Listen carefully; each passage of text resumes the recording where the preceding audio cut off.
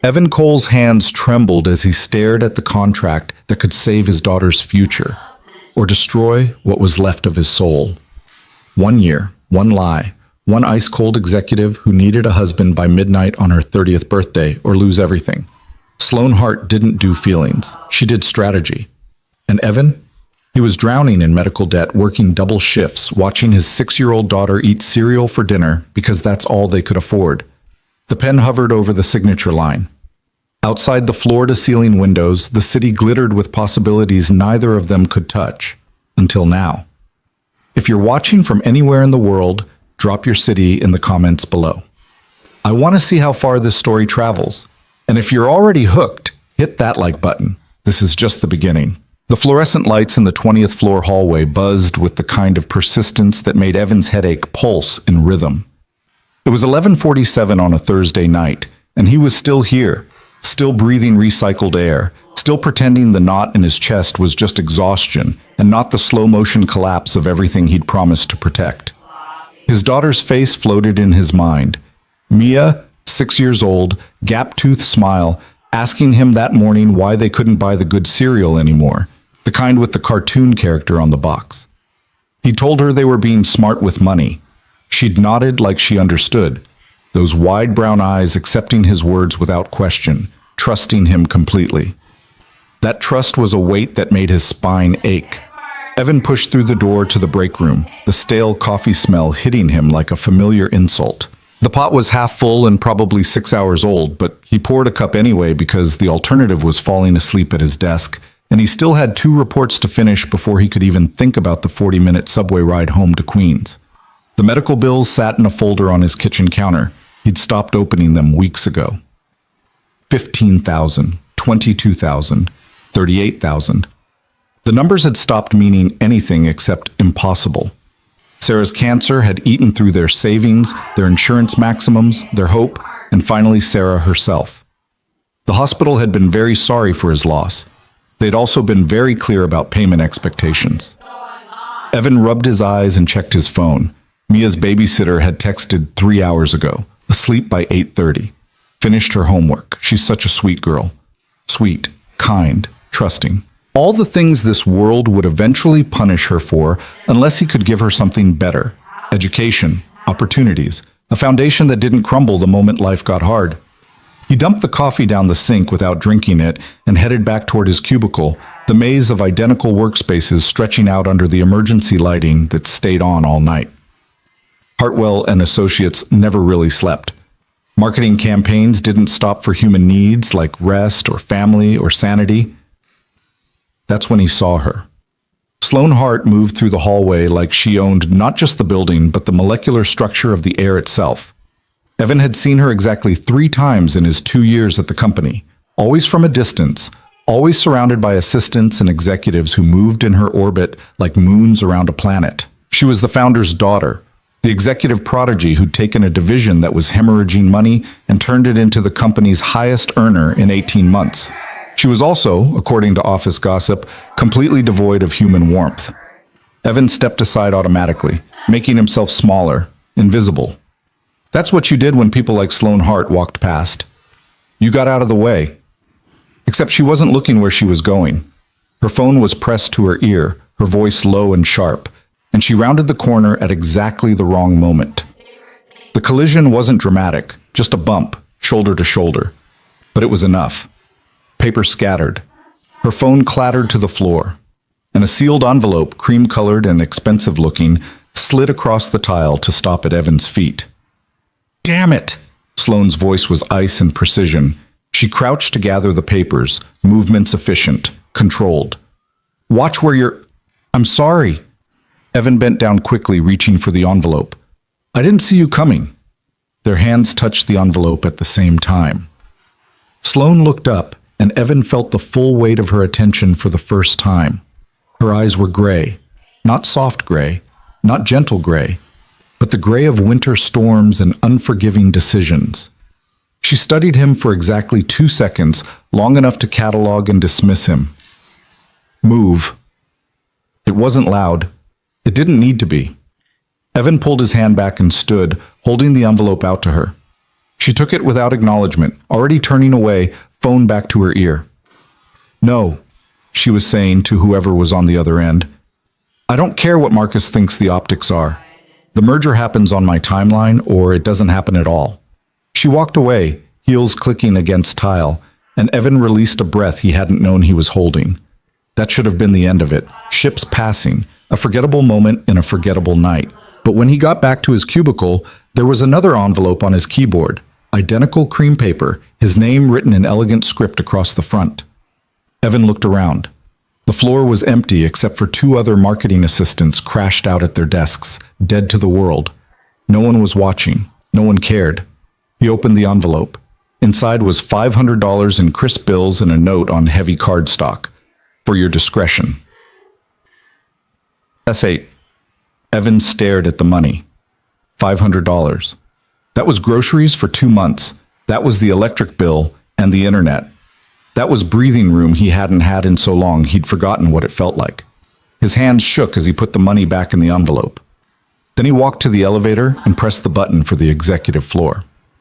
The 30th floor didn't look like the rest of the building. The carpets were thick enough to swallow sound. The walls were real wood, not laminate. Everything smelled like leather and old money, and the kind of success that didn't have to announce itself. Evan felt like an intruder. He was an intruder. But he walked to the corner office anyway, the one with Sloane Hart's name on a brushed steel plate, and knocked. Come in, her voice carried through the door, impatient. Evan pushed it open. Sloane sat behind a desk that probably cost more than his car, her jacket discarded, sleeves rolled up, attention focused on dual monitors displaying charts and projections that meant nothing to him. She didn't look up. I didn't order anything, she said. Wrong office. I'm not making a delivery. Evan stepped inside, closing the door behind him. I'm returning something. That got her attention. She looked up, recognition flickering across her features, followed immediately by irritation. You're the hallway collision. She leaned back in her chair. I already compensated you for the inconvenience. Evan placed the envelope on her desk. I don't want your money. Sloane stared at the envelope like it was a puzzle with pieces that didn't fit. Everyone wants money, not for bumping into someone in a hallway. Evan kept his voice steady. We both weren't paying attention. That doesn't require compensation. I see. Sloane's expression didn't change, but something shifted in the air between them. A recalibration, an assessment. What's your name? Evan Cole. I work in marketing, product development division. And you thought it was appropriate to come to my office at midnight to return money I gave you willingly? I thought it was appropriate to correct a misunderstanding. Evan met her eyes. I'm not looking for a payout. I'm just trying to do my job and get home to my daughter. The mention of his daughter was calculated, a humanizing detail, a gentle boundary. He watched Sloane process it, saw the slight narrowing of her eyes. How old? 6. And where is she now? With a babysitter. Asleep, hopefully. Sloane picked up the envelope, turning it over in her hands. You're in debt. It wasn't a question. Evan felt his jaw tighten. That's not relevant to this conversation. Everything is relevant if it explains behavior. Sloane opened a drawer and dropped the envelope inside without looking at it. People in debt don't refuse money. They especially don't make grand gestures about integrity when $500 could solve immediate problems.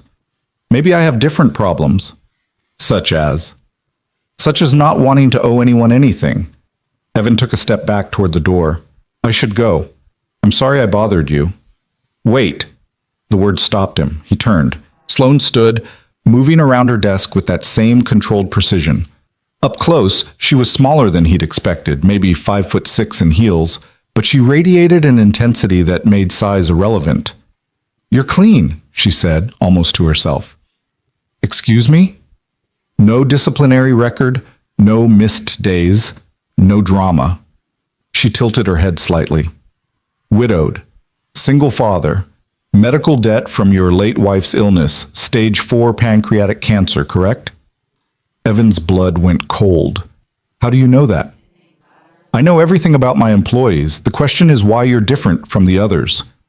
Sloane circled him slowly, and Evan had the distinct feeling of being evaluated for purchase. Why refuse easy money when you're drowning? I'm not drowning.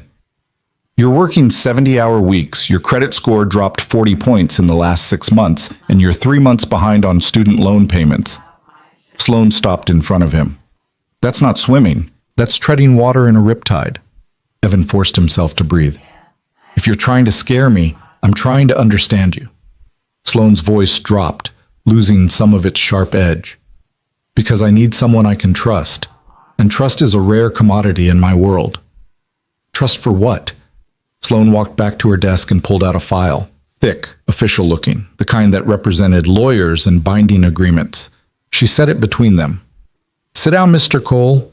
We need to have a conversation about your future. Gone. Evan sat because his legs made the decision before his brain caught up. The leather chair was too comfortable, the kind that probably cost more than a month of his rent. Sloan returned to her side of the desk, the file closed between them like a barrier. What I'm about to tell you is confidential, she began. If you repeat it to anyone, I will destroy you professionally in ways you can't imagine. Do you understand? Evan's mouth was dry. Yes. My father died 6 months ago. You may have seen the announcement. I heard something about it. Everyone had heard about it. Richard Hart, business legend, philanthropist, ruthless negotiator. His death had made the front page. His will contained a clause. Sloan's voice was clinical, discussing facts rather than feelings. Control of the company, specifically his controlling shares and board position, transfers to me on my 30th birthday, but only if I'm married. Evan blinked. What? My father believed unmarried people lack stability. He believed marriage demonstrates commitment, foresight, and the ability to maintain complex, long-term relationships. The bitterness in her voice was subtle but unmistakable. He also believed I was too focused on work to build a personal life, and that this would eventually make me a poor leader. Evan searched for words. That's insane. That's my father. Sloan opened the file, revealing pages of dense legal text. If I'm not married by midnight on my 30th birthday, which is in 4 weeks, his shares transfer to my brother Grant.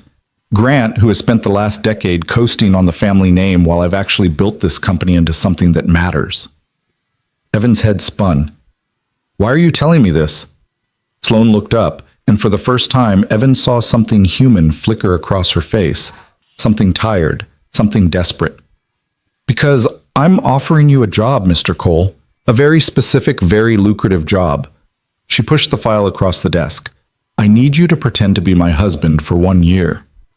The words hung in the air like smoke. Evan stared at her, waiting for the punchline, the reveal that this was some elaborate test or corporate psychology experiment. You're serious? Completely. You want me, a marketing assistant you literally met in a hallway an hour ago, to marry you, fake marry you? Yes. Evan stood up so fast the chair rolled backward. This is crazy. You can't be serious. Sit down. No, I'm going home. I'm going to forget this conversation happened, and your daughter needs heart surgery. Evan froze. Sloan's expression didn't change. Mia Cole, age 6, diagnosed with atrial septal defect at age 4, currently manageable with medication, but her cardiologist has recommended surgical intervention within the next 2 years. Estimated cost, even with insurance, $90,000 minimum. The room tilted. Evan gripped the back of the chair. How do you know about Mia's heart? I told you, I know everything about my employees. Sloan's voice softened, barely, almost imperceptibly. I also know you've been researching surgeons, hospitals, payment plans. I know you lie awake at night wondering which bill to pay first. I know you're running out of time. Evan couldn't breathe. His daughter's medical file was private, protected, sealed. But of course, someone like Sloan Hart had ways around those protections. You had no right. I had every right. You work for me. Sloan stood, moving around the desk again, but this time there was something different in her posture, less predator, more human. I'm not telling you this to hurt you. I'm telling you this so you understand what I'm offering. Which is? Complete debt erasure. Your medical bills, your student loans, your credit card debt, all of it, gone. A salary increase to $150,000 a year for the duration of our arrangement. Full medical coverage through the company's executive plan, which includes coverage for pre-existing conditions and specialist care. Sloan counted off on her fingers. A trust fund for Mia's education, full ride to any university she wants, and when the year is over, a severance package of $500,000. Evan's knees went weak. That's what your cooperation is worth to me. Sloan returned to her desk, pulling out another document. The contract is simple. We marry immediately. Small ceremony, legal witnesses. You move into my penthouse to establish cohabitation.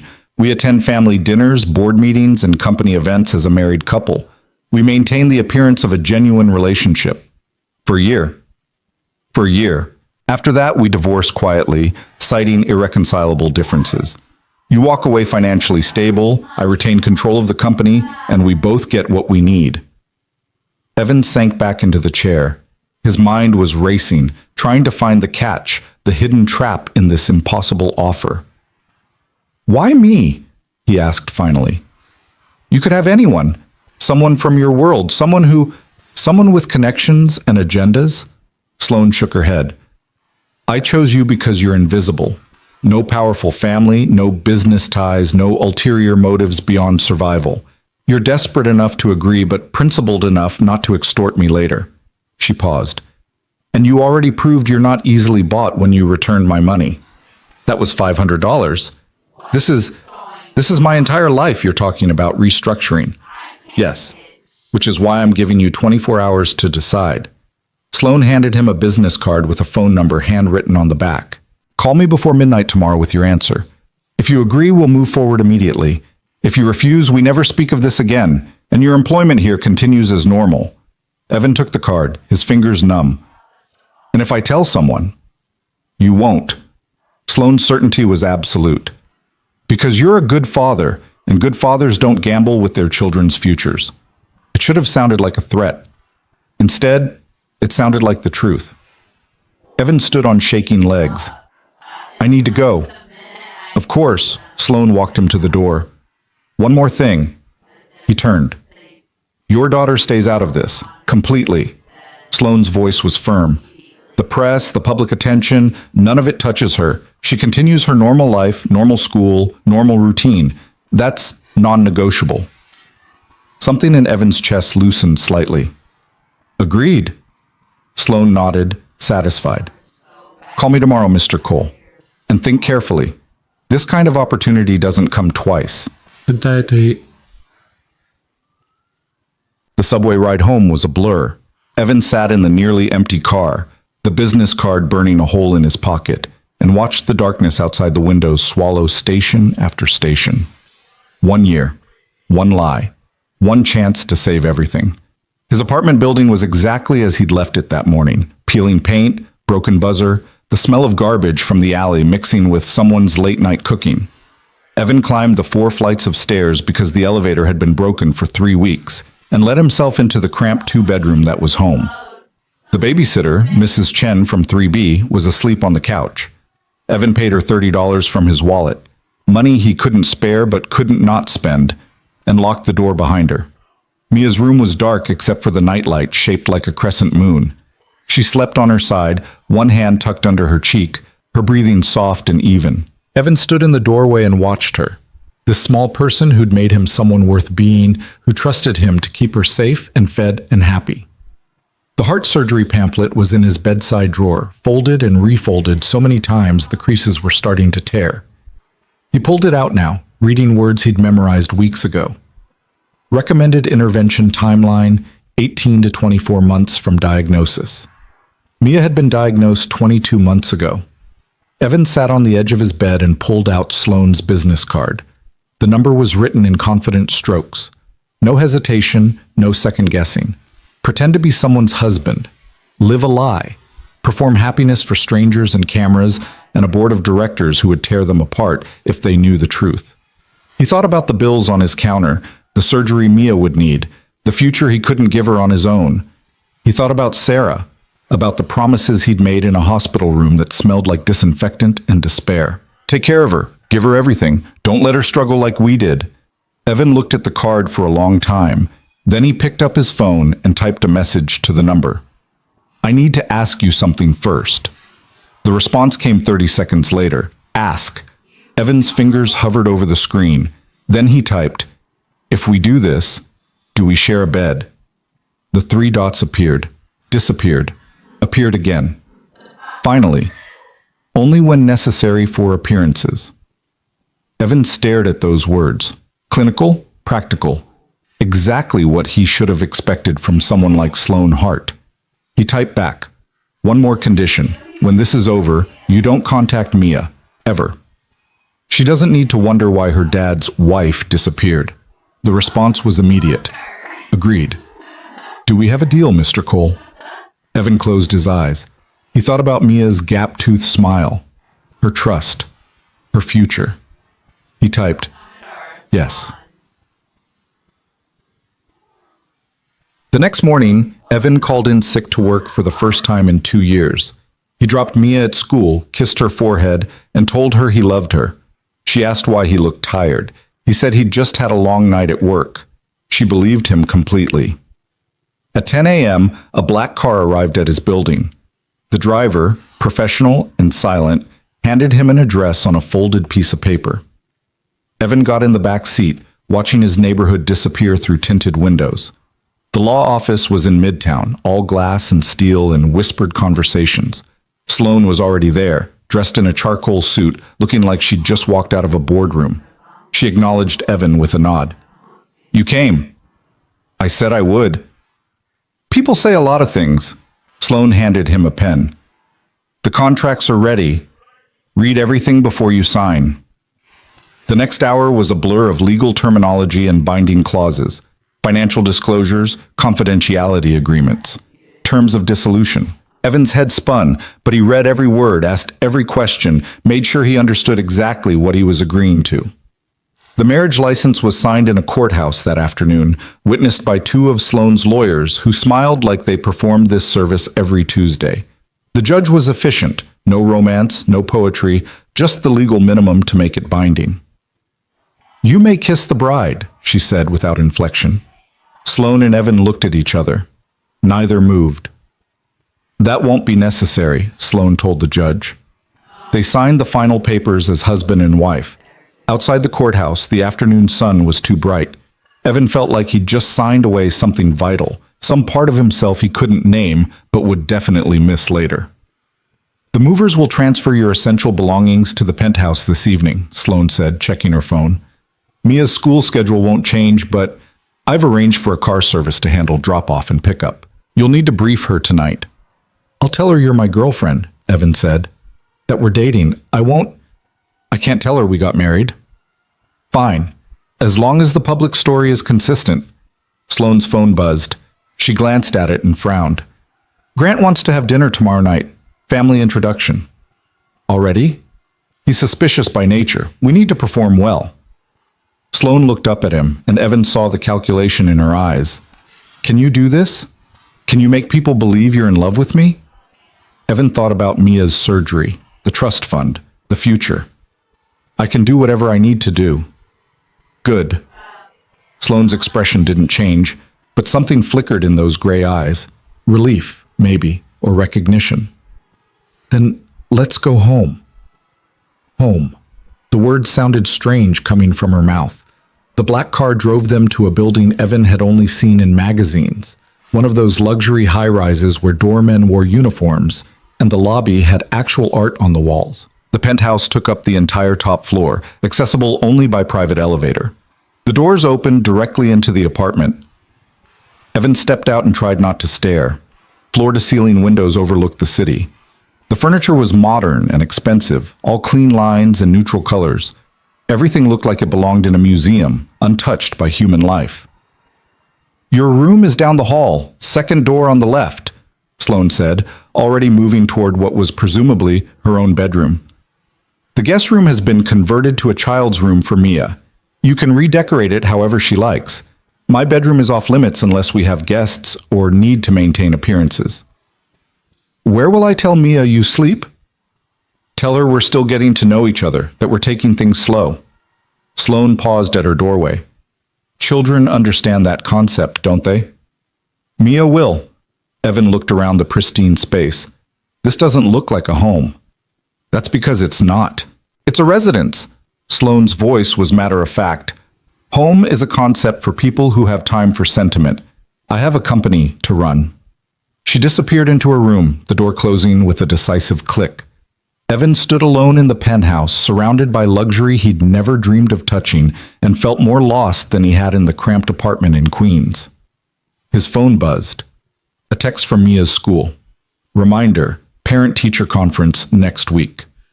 Evan typed back confirmation, then walked to the window and looked out at the city spreading beneath him like a promise he wasn't sure he could keep. Somewhere down there, his daughter was learning multiplication and eating cafeteria lunch and trusting that her father knew what he was doing. Evan pressed his hand against the glass. "What did I just do?" he whispered. The city, of course, had no answer. The parent-teacher conference happened on a Tuesday afternoon, in a classroom that still smelled like crayons and hand sanitizer.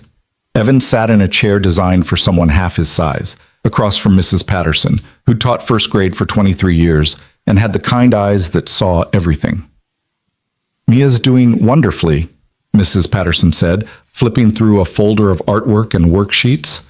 "Her reading comprehension is above grade level, and she's very kind to the other children.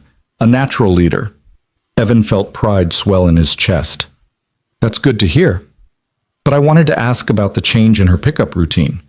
Mrs. Patterson's voice was gentle, professional. "The car service, is everything all right at home?" There it was. The question Evan had been dreading. "Everything's fine. Better than fine, actually." He forced himself to smile. "I'm seeing someone. She's been helping out with logistics so I can focus more on work." "That's wonderful." Mrs. Patterson's warmth seemed genuine. Mia mentioned her father has a friend named Sloane. She seems quite taken with the idea. Evan's throat tightened. "She's a good kid." "She is, and she clearly adores you." Mrs. Patterson closed the folder. "Just make sure whatever changes are happening, Mia knows she's the priority. 6-year-olds are more perceptive than we give them credit for." The words followed Evan out of the school, into the black car that now waited for him like a silent guardian, back to the penthouse that still didn't feel real. Sloane was in the living room when he arrived, working on her laptop, a glass of wine untouched beside her. She glanced up briefly. "How was the conference?" "Good. Mia's doing well." Evan set down his bag. "Her teacher asked about the car service." "What did you tell her?" "That you're my girlfriend, that you're helping out." Sloane nodded, returning her attention to the screen. "Consistent with our story. Good." Evan watched her for a moment, the way she held herself, rigid and controlled even in her own home. "Do you ever relax?" "Relaxation is inefficient." "That's not an answer." Sloane looked up again, this time with something that might have been curiosity. "Why do you care?" "Because we're living together. Because you're about to meet my daughter." Evan moved closer, keeping his distance but making his point. "Because if we're going to convince anyone this is real, we should probably act like we know each other. We know enough. We know facts. That's different from knowing a person." Sloane closed her laptop with deliberate care. "What do you want to know, Evan?"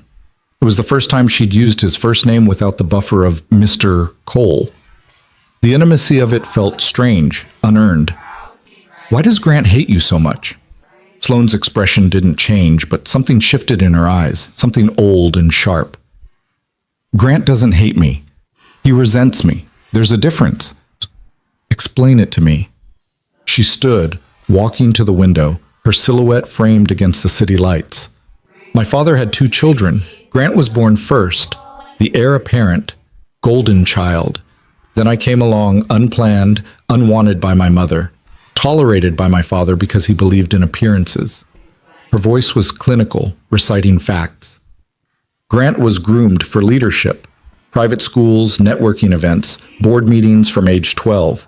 I was groomed for marriage, etiquette lessons, charity work, the appropriate hobbies for a future philanthropist's wife. But you didn't follow the script." "No.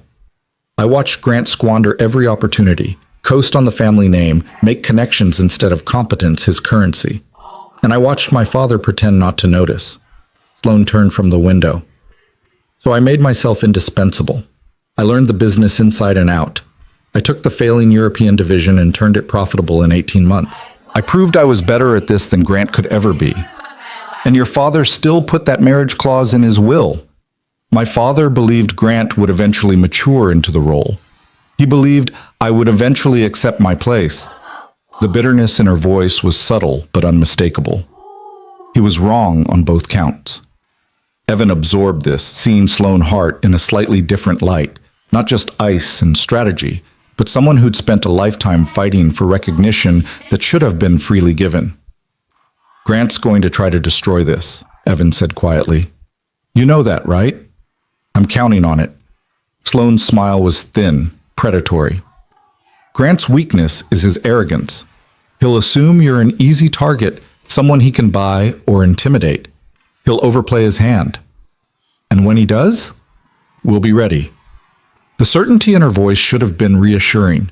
Instead, it reminded Evan that he was playing a game where everyone else knew the rules except him. His phone buzzed, a text from the babysitter. Mia wants to know if she can have a sleepover at the new place this weekend. Evan typed back. Let me check. He looked at Sloane. Mia wants to come here this weekend, stay overnight. That was always part of the arrangement. I know, but... Evan hesitated. This place isn't exactly child-friendly. There's nothing here that says a kid lives here part-time.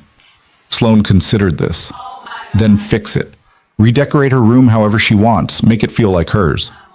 With what budget? There is no budget. Buy whatever she needs. Sloane pulled out her wallet and handed him a black credit card. This is yours for household expenses.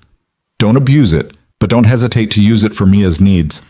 Evan stared at the card like it might bite him. I can't just... You can. You're my husband.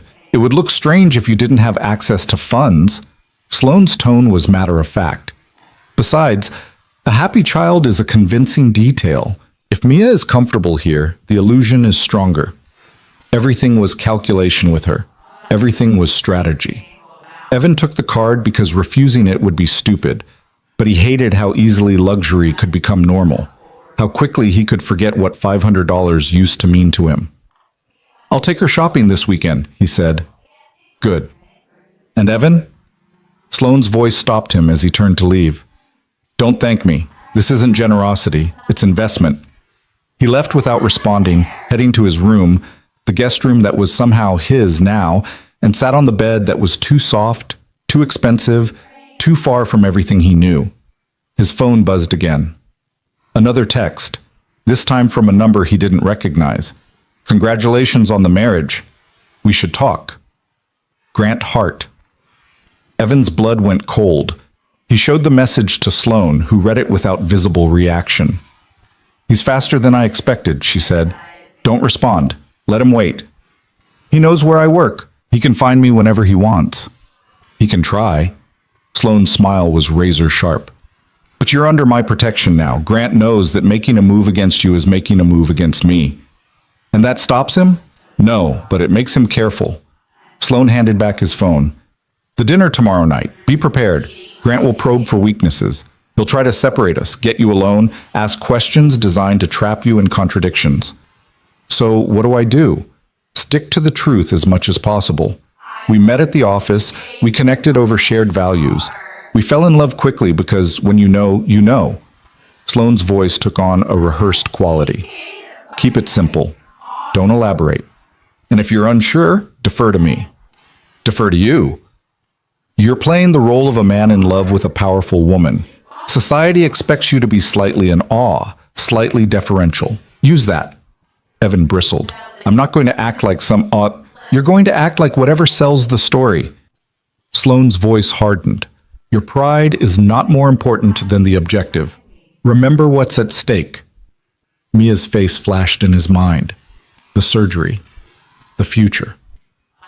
Fine, Evan said. I'll play the part. Good. Sloane's expression softened fractionally. And Evan? Don't underestimate Grant. He's lazy and arrogant, but he's also dangerous when cornered. We need to be careful. It was the first time she'd said we like they were actually a team. The dinner was held at Grant Hart's brownstone in the West Village. The the kind of address that screamed old money and older privilege. Sloane and Evan arrived together in her car, a sleek Mercedes that purred rather than roared. "Remember the story?" Sloane said as they pulled up. "We're in love, we're happy. You're nervous meeting my brother but trying to make a good impression." "I am nervous meeting your brother." "Then you're already halfway there." Sloane straightened her dress, something elegant and midnight blue that probably cost more than Evan's monthly salary used to be. "Let me do most of the talking. If Grant asks you direct questions, answer honestly but briefly." They walked to the door together. Sloane's hand found Evan's, her fingers cool and slim. The touch was performative, he knew, but his heart rate kicked up anyway. Grant opened the door himself, all charm and white teeth and eyes that assessed Evan like livestock at auction. "Sloane?" He kissed his sister's cheek with practiced affection. "And you must be the lucky man who finally tamed the Ice Queen." Evan felt Sloane stiffen beside him. "Grant, this is Evan Cole." "Evan, my brother Grant." Evan extended his hand. Grant's grip was firm, testing, holding on just a beat too long. "Evan?" "Pleasure." Grant's smile didn't reach his eyes. Come in, come in. I've been dying to meet the man who swept my sister off her feet so quickly." The brownstone's interior was carefully curated. Expensive, but trying too hard, like someone who'd hired a designer to make them look cultured. Grant led them to a dining room where the table was set for 4. "Hope you don't mind," Grant said, pouring wine. "I invited someone to even out the numbers. She should be here any—" The doorbell rang. Grant's smile widened. "Ah, perfect timing." He returned moments later with a woman on his arm, mid-30s, stunning in a calculated way, wearing a dress that cost more than Mia's entire wardrobe. "This is Vanessa Lee," Grant said. "Vanessa, my sister Sloane, and her new husband, Evan." Vanessa's handshake was limp, her attention already dismissing Evan as irrelevant. "Sloane, darling, I had no idea you were seeing anyone." "It happened quickly," Sloane said, her voice smooth as glass. "Clearly."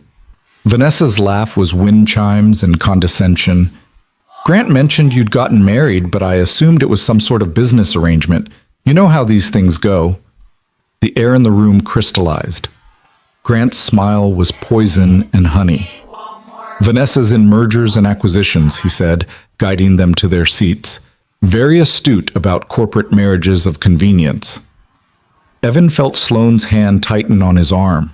A warning, a signal. He pulled out her chair, a gesture he'd seen in movies, and was rewarded with a brief flash of approval in her eyes.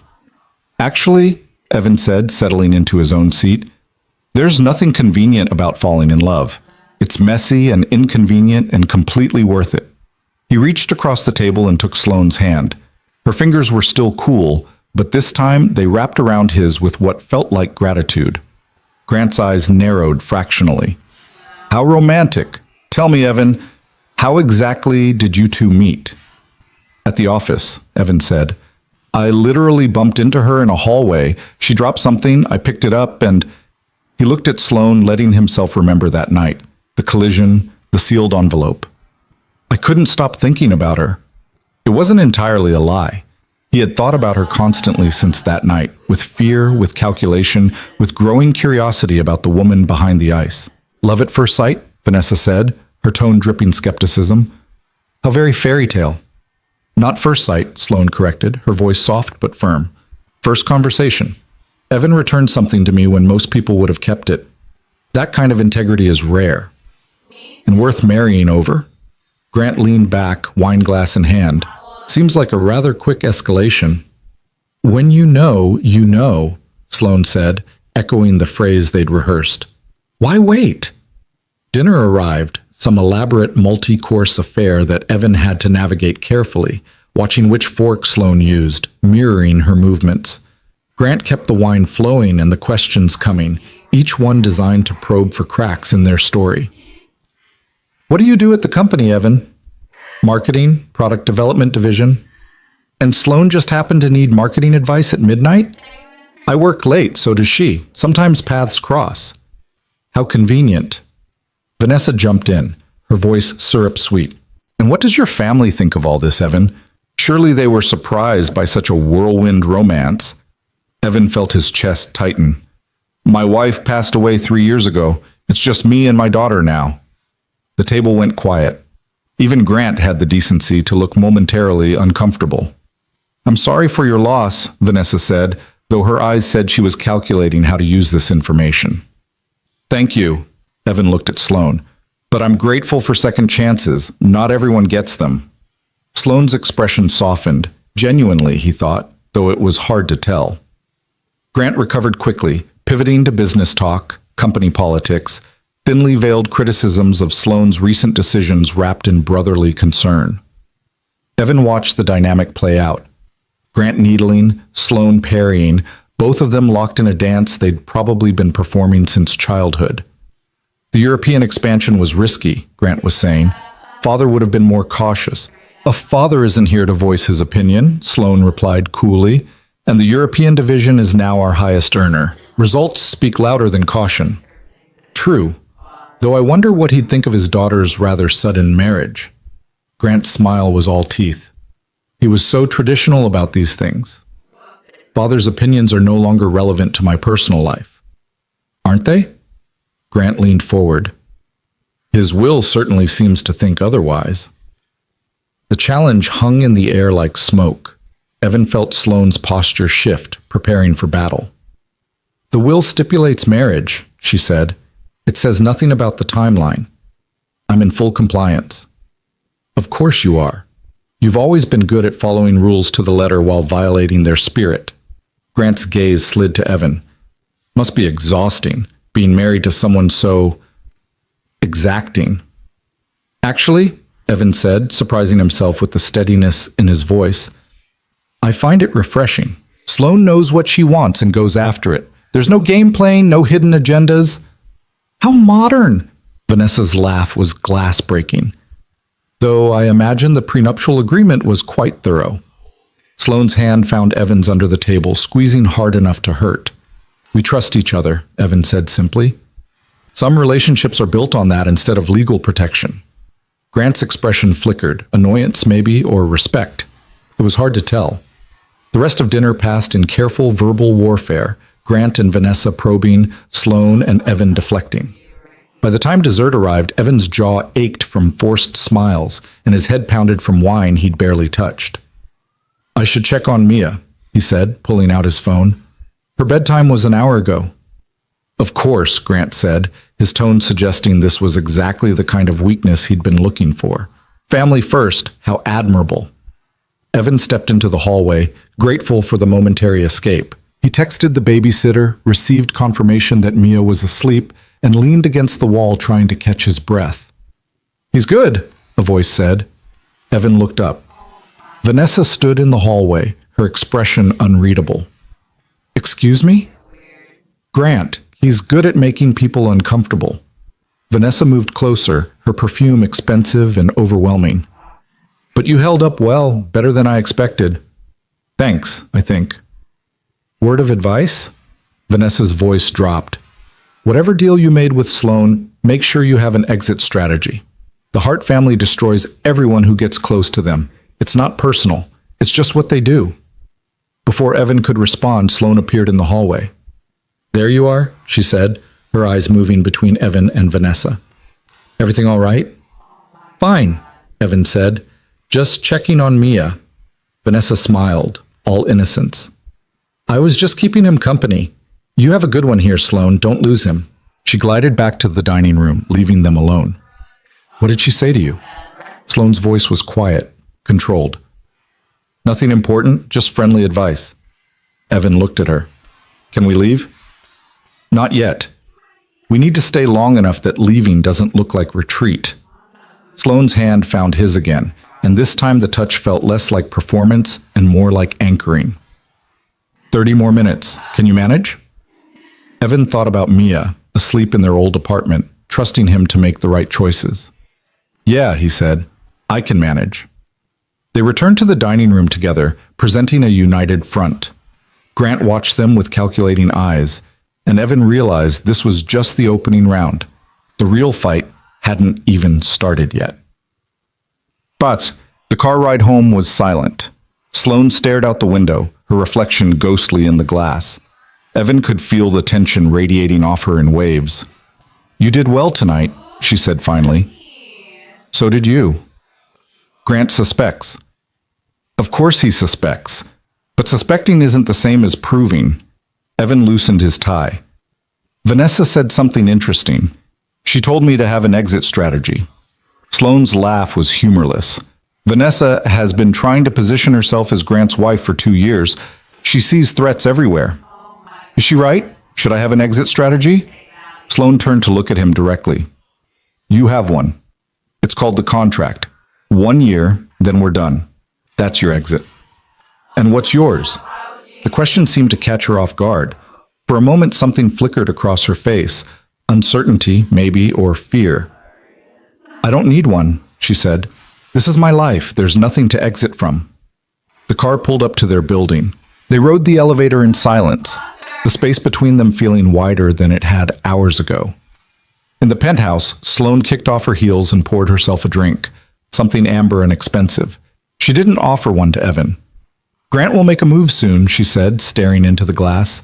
"Tonight was reconnaissance. Next time will be an attack." "What kind of attack?" "I don't know yet, but he'll try to separate us, get you alone, make you an offer." Sloane took a long drink. "He'll probably offer you money to disappear, or threaten you, maybe both." "And when he does?" "You tell me immediately, and you record everything." Sloane pulled out her phone, tapping something quickly. "I'm having a recording app installed on your phone. Keep it running whenever you're in Grant's presence." Evan felt a chill run down his spine. This is really happening. The corporate espionage, the family warfare, it's not just some theoretical threat. No, it's very real. Sloane set down her glass and faced him fully. "And I need to know you understand what you're caught in the middle of. This isn't just about a marriage clause anymore. Grant sees you as a weapon he can use against me. That makes you a target. I can handle myself. Can you?" Sloane's voice was sharp.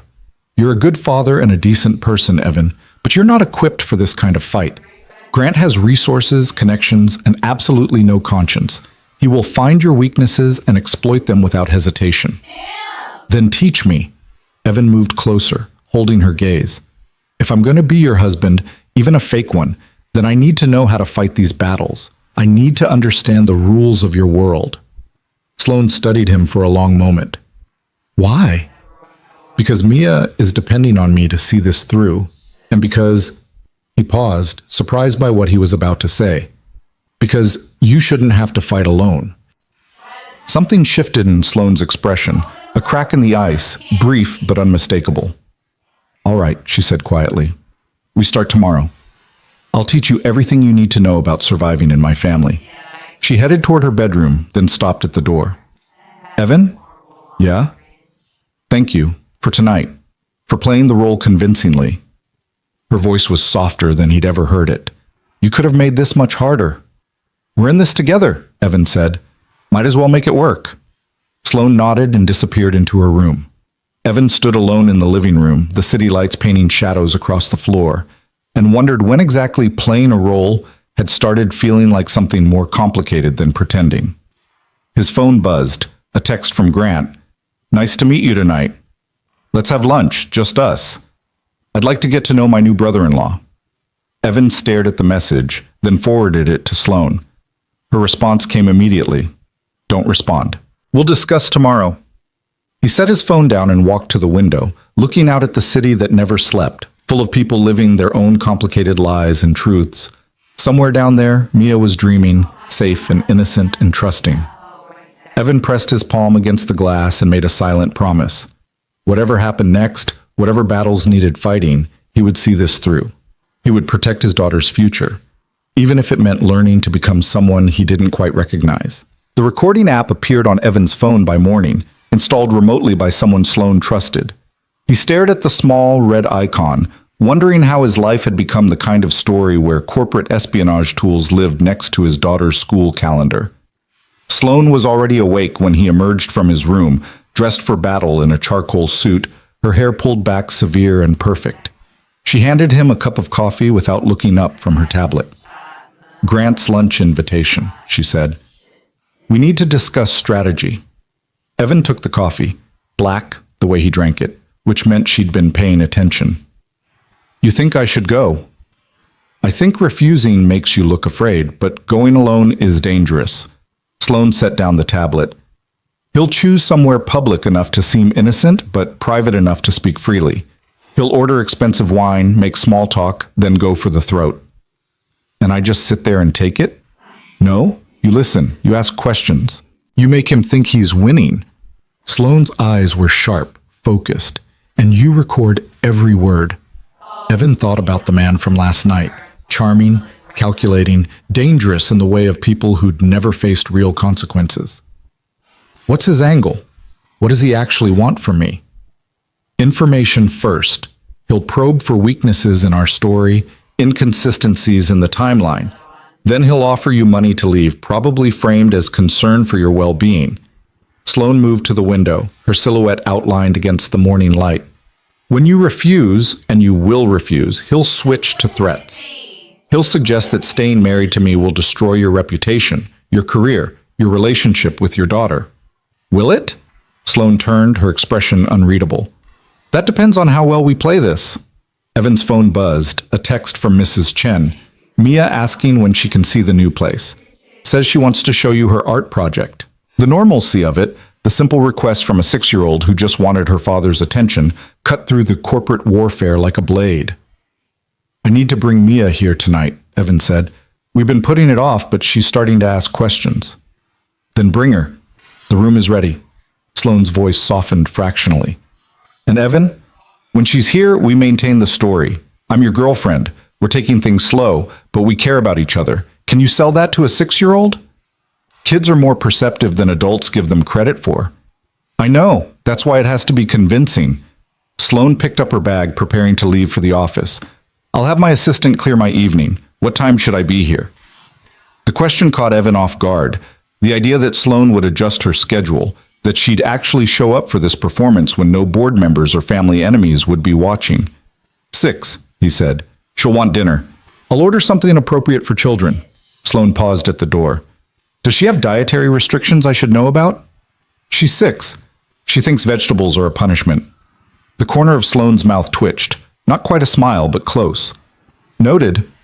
She left and Evan stood in the empty penthouse wondering how to explain any of this to his daughter.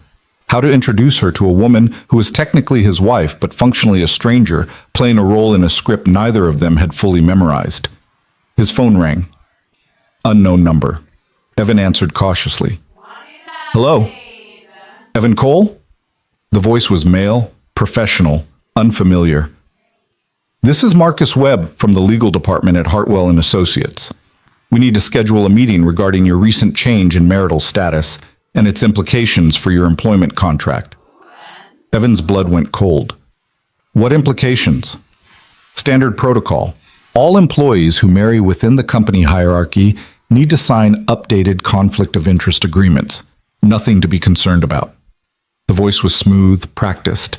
Can you come by my office this afternoon? Say, 2 o'clock? I'll need to check my schedule. Of course, but do try to make it today. These things are time sensitive. A pause. Congratulations on your marriage, by the way. Mrs. Hart is quite a catch. The call ended before Evan could respond. He immediately forwarded the details to Sloane, then called her directly. Legal wants to see me, he said when she answered. Something about conflict of interest forms. That's Grant. Sloane's voice was tight with fury. He's using legal as a pressure point. Marcus Webb reports directly to the executive board, which means he reports to Grant. So I shouldn't go? No, you should absolutely go, but not alone. Evan heard rapid typing on her end. I'm sending my attorney to meet you there. Don't sign anything, don't agree to anything, and for the love of efficiency, keep that recording app running. Sloane, this is exactly what I warned you about. Grant's not wasting time. Her voice gentled slightly. You're not in this alone, Evan. Remember that.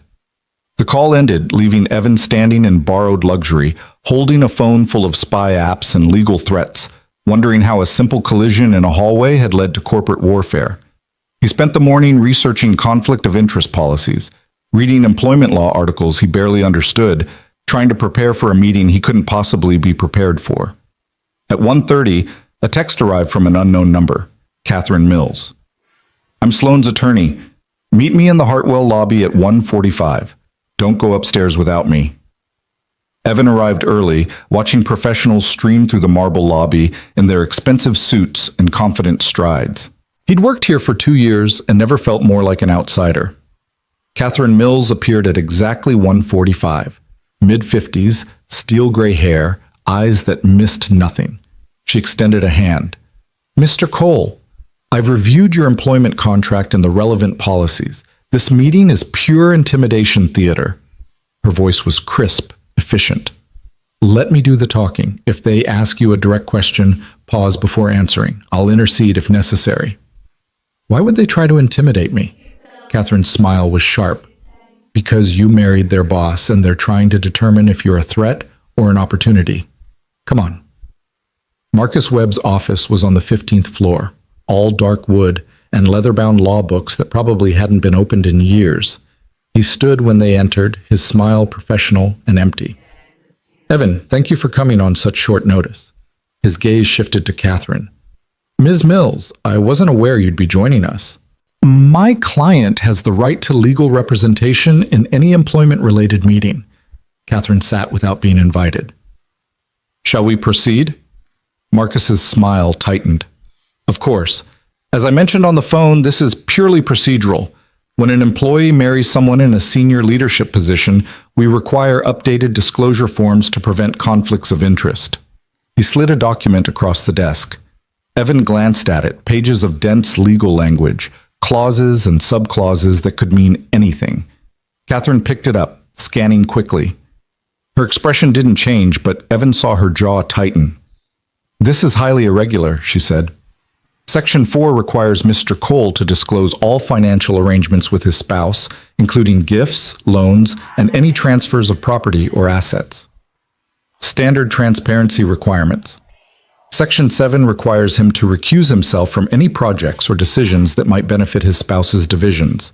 Mr. Cole works in marketing for product development. Mrs. Hart oversees corporate strategy. Their work doesn't overlap.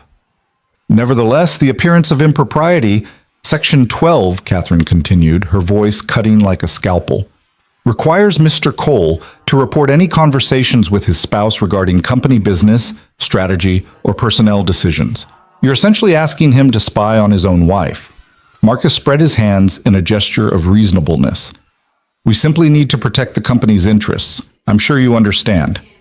What I understand is that this document was drafted specifically to create an impossible situation. Catherine set down the papers. My client will not be signing this. Then he'll need to resign his position. Company policy is clear. Employees who refuse to sign required compliance documents cannot remain employed. Evan felt the trap snap shut. Resign or betray Sloane. Those were the options Grant was offering. Actually, Catherine said, pulling out her own document, I have a counteroffer. Mr. Cole will sign a standard conflict of interest agreement, the same one signed by the 17 other employees currently married to or partnered with senior leadership. No special provisions, no surveillance requirements, just basic ethical guidelines. Marcus's expression flickered. Surprise, then calculation. I'll need to review that with the board. You do that. In the meantime, Mr. Cole remains employed under his current contract. Catherine stood. Thank you for your time, Mr. Webb.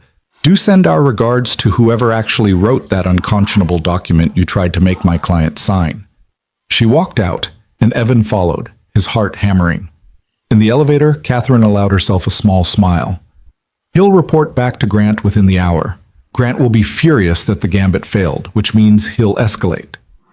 Escalate how? That depends on how desperate he's getting. Catherine handed Evan her card. Keep your phone on. If anyone from the company contacts you, anyone at all, call me first. And tell Sloane to watch her back. Grant's moving faster than I expected. The elevator doors opened onto the lobby. Catherine disappeared into the crowd, leaving Evan alone with the uncomfortable realization that he was now genuinely embedded in a war he didn't fully understand. His phone buzzed.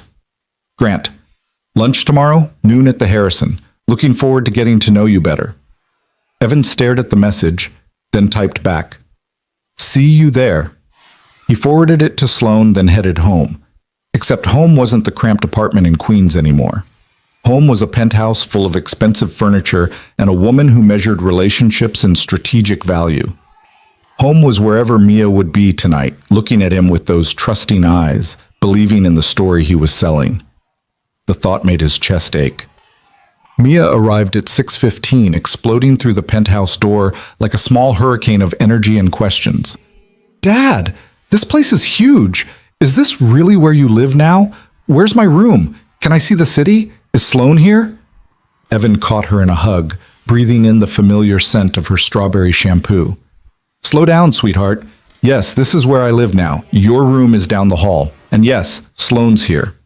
Sloan emerged from the kitchen, and Evan saw her through Mia's eyes, tall, elegant, slightly intimidating in casual clothes that probably cost more than most people's monthly rent.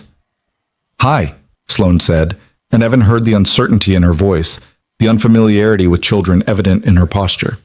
Mia studied her with the unfiltered assessment only 6-year-olds could manage. "You're pretty. Are you my dad's girlfriend?" "I am." Sloan glanced at Evan, seeking guidance. "Do you make him happy?" The question hung in the air, impossibly complex for something asked so simply. Sloan knelt down to Mia's level, a gesture that looked awkward but genuine. "I try to. Does that matter to you?" "Yeah. Dad's been sad since Mom died. I don't like when he's sad." Evan felt his throat tighten. He'd thought he'd hidden it better, the grief and exhaustion and constant fear of failing her.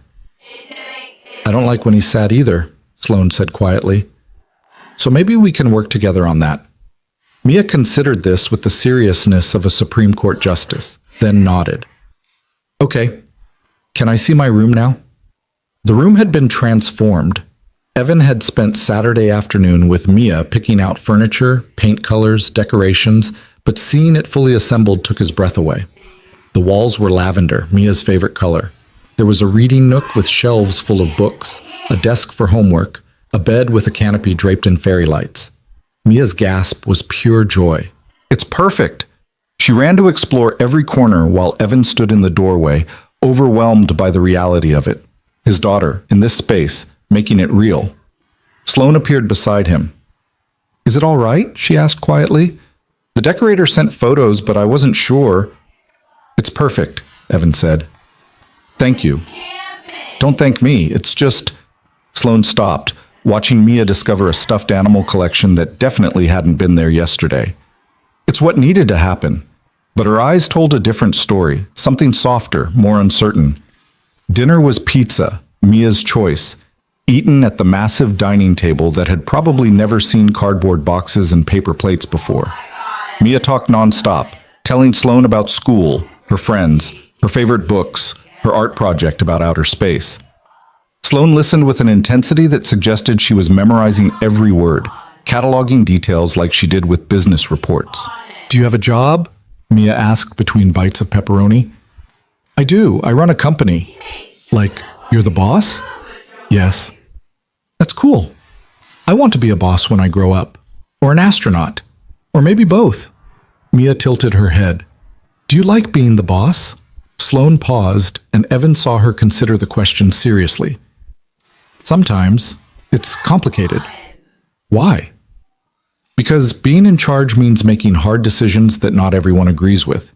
It means being responsible when things go wrong." "That sounds lonely," Mia said, with the casual wisdom of children. Sloan's expression flickered. Surprise, recognition. "Sometimes it is." "You should get a dog. Dogs make everything better." "I travel too much for a dog." "Then you should spend more time with Dad and me. We're good company." Mia said it with complete confidence, like the solution was obvious.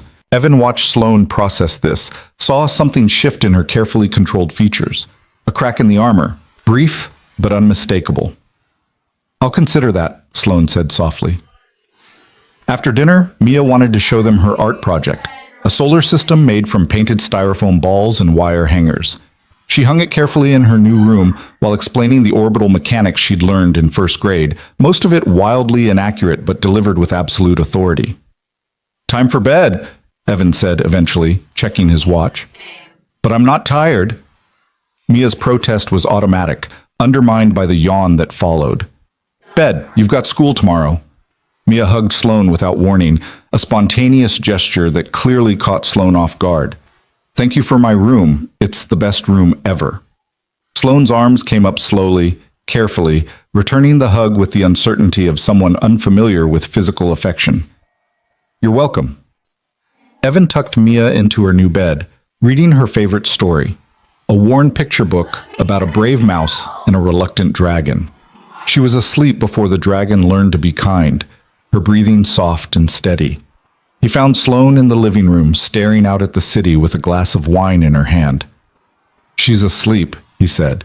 She's lovely, bright, curious, kind. Sloane didn't turn from the window. You've done a good job with her. I'm trying. It shows. Sloane took a sip of wine. I wasn't prepared for how disarming children can be. How honest.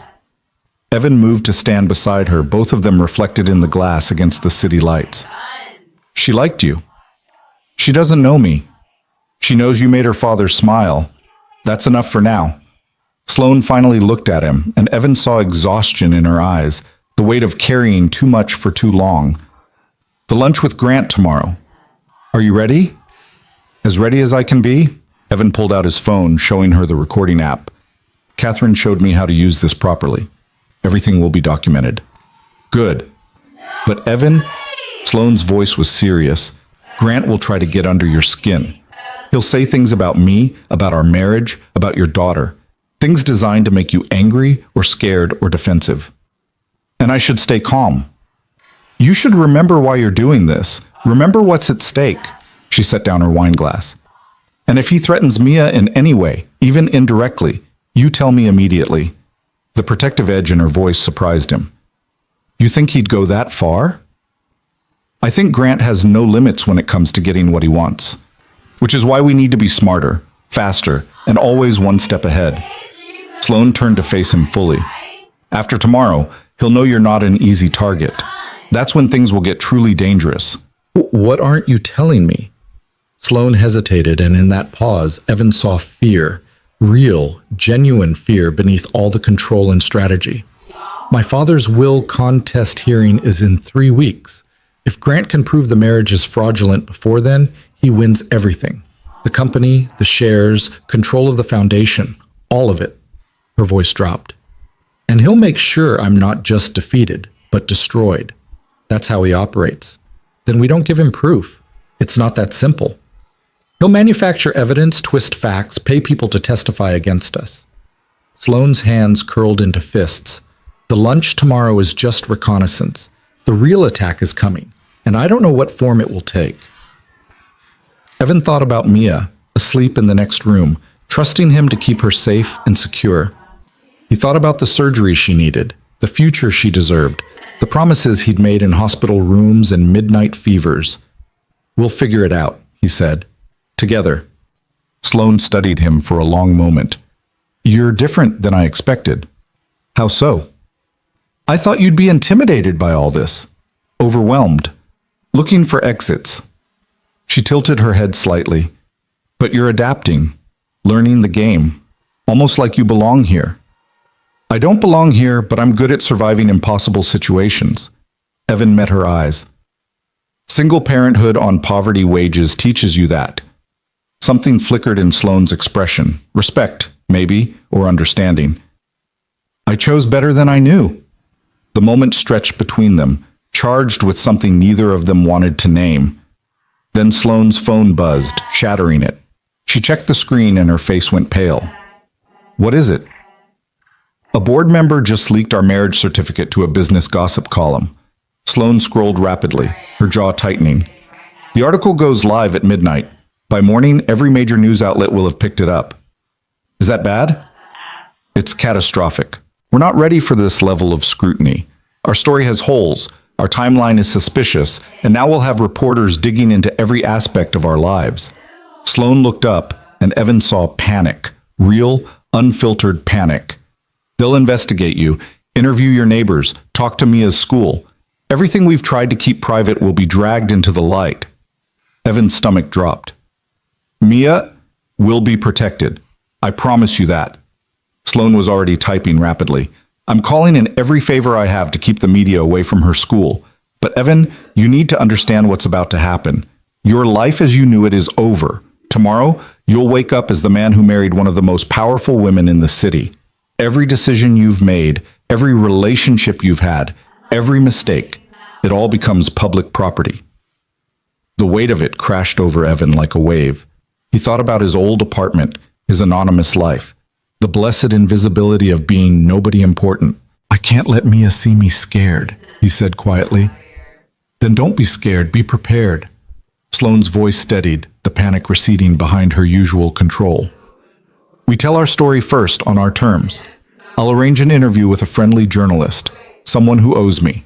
We control the narrative before it controls us. And if Grant has already poisoned the well, then we poison it right back. Sloane's smile was sharp, dangerous. You're about to learn something about surviving in my world, Evan.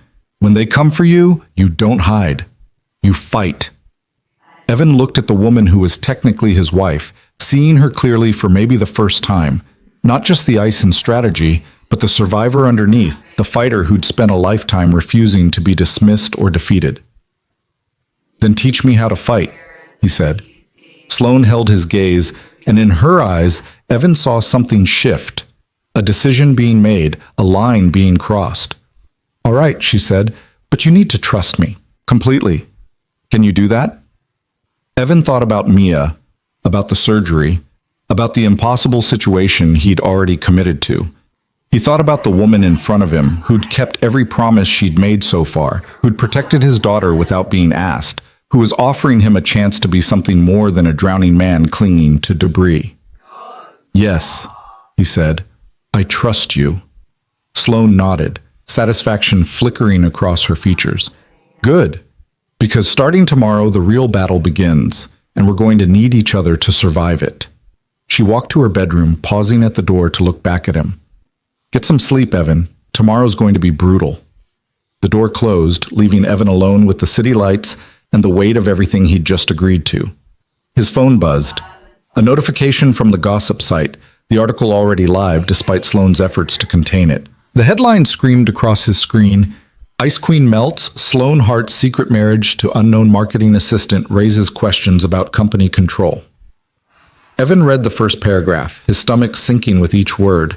They dug up his employment records, Sarah's death certificate, his financial records. Everything was there, twisted into a narrative of opportunism and gold digging.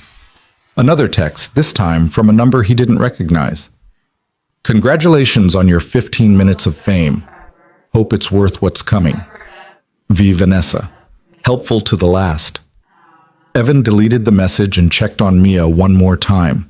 She slept peacefully, unaware that tomorrow she'd wake up to a father who was suddenly newsworthy, interesting, scrutinized. He stood in her doorway, watching her breathe, and made a silent promise. Whatever happened next, whatever battles needed fighting, he would protect this innocence for as long as humanly possible. Even if it meant becoming someone he barely recognized. Even if it meant the marriage of convenience was starting to feel dangerously like something else entirely. The morning brought chaos wrapped in expensive journalism. Evan's phone started ringing at 6 a.m. Reporters, bloggers, people claiming to be former classmates who barely remembered his name. He silenced it all, focusing instead on the small miracle of making Mia breakfast, while she chattered about a spelling test, blissfully unaware that her father's face was currently circulating on business news websites. Sloane emerged from her room already dressed for war, her suit black and severe, her expression carved from ice. She glanced at Mia, then at Evan, and something in her eyes softened fractionally. The car will take Mia to school through the garage entrance, she said quietly. I've stationed security there to keep photographers away. Photographers? Evan felt his chest tighten. 3 of them showed up at 5:30. Sloane poured herself coffee with mechanical precision. They're camped outside the building. It'll get worse before it gets better. Mia looked up from her cereal, sensing the tension. Is something wrong? Nothing's wrong, sweetheart. Evan forced his voice to stay calm. Just some boring grown-up stuff. Dad has an important meeting today, Sloane added, surprising Evan with the smoothness of her lie. So we're being extra careful about his schedule. Mia accepted this with a shrug and returned to her breakfast. Evan caught Sloane's eye, mouthing a silent thank you. She nodded, barely perceptible. The car ride to school was tense. Evan watched for photographers, for anything that might intrude on Mia's normalcy. But Sloane's security was efficient and invisible, and Mia arrived at school exactly like every other Tuesday, running toward her friends without looking back. "She doesn't know," Evan said as the car pulled away. The driver, a professional who'd clearly been briefed, spoke without turning. "Mrs. Hart has arranged a security detail for the school. Discreet. The child won't notice them." Evan's hands curled into fists. "This is insane." "This is necessary," the driver corrected. "Mr. Hart has proven himself unpredictable. Mrs. Hart is simply being thorough." The implication hung heavy. Grant was dangerous enough that a 6-year-old needed protection. The Harrison was the kind of restaurant where reservations required 6 weeks' notice and connections worth more than money. Grant had chosen it specifically, Evan realized, a power play wrapped in white tablecloths and sommelier recommendations. Evan arrived 10 minutes early, his phone's recording app already running in his jacket pocket. The maitre d' recognized Grant's name and led Evan to a corner table with sight lines to the entire restaurant. Strategic positioning.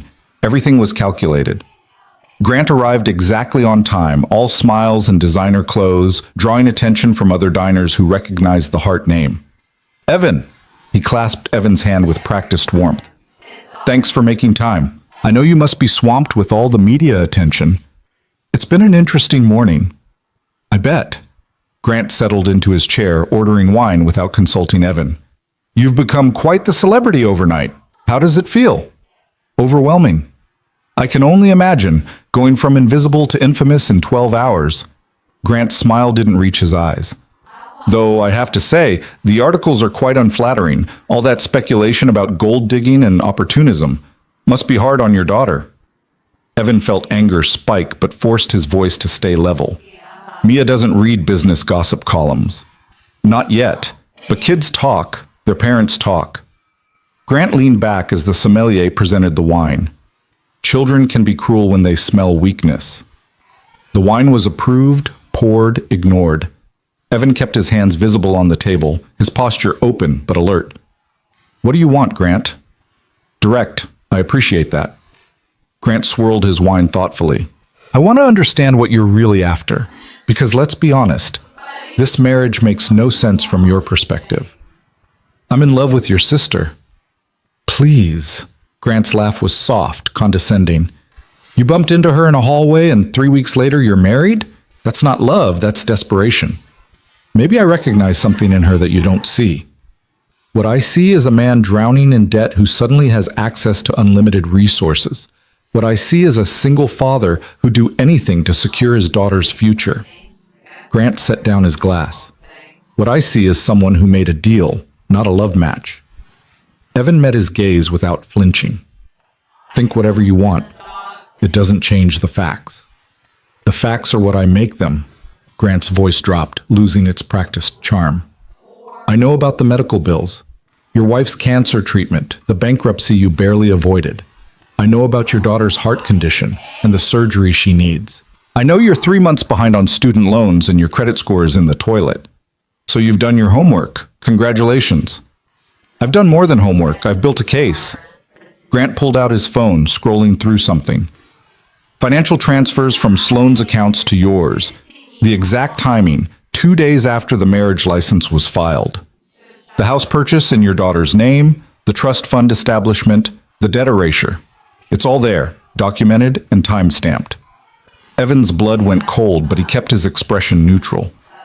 "Those are gifts between spouses. Perfectly legal." "Legal, yes, but suspicious as hell when presented to a judge reviewing fraud allegations."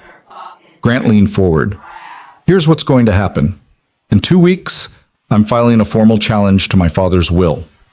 I have affidavits from company employees who'll testify that you and Sloane never interacted before the month she needed to get married. I have financial experts ready to demonstrate a clear pattern of transactional marriage." "You're bluffing." "Am I? Because I also have this." Grant turned his phone around, showing Evan a photograph, the contract signing, taken through the law office window. Evan and Sloane bent over documents, their body language all business, no warmth, no romance. "Photography isn't illegal." "No, but it's compelling evidence when combined with everything else." Grant pocketed his phone. So here's my offer. You walk away now, quietly, and I'll make sure you're taken care of. $500,000, full medical coverage for your daughter, a job at a company that isn't about to be torn apart by legal warfare. You disappear from Sloane's life, and everyone wins. Except Sloane. Sloane made her bed. She thought she could outsmart our father's will, manipulate the system, use you as a puppet.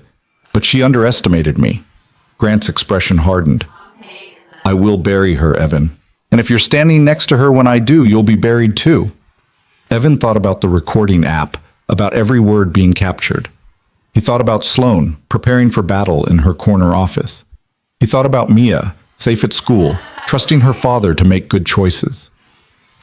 Your sister isn't what you think she is, Evan said quietly.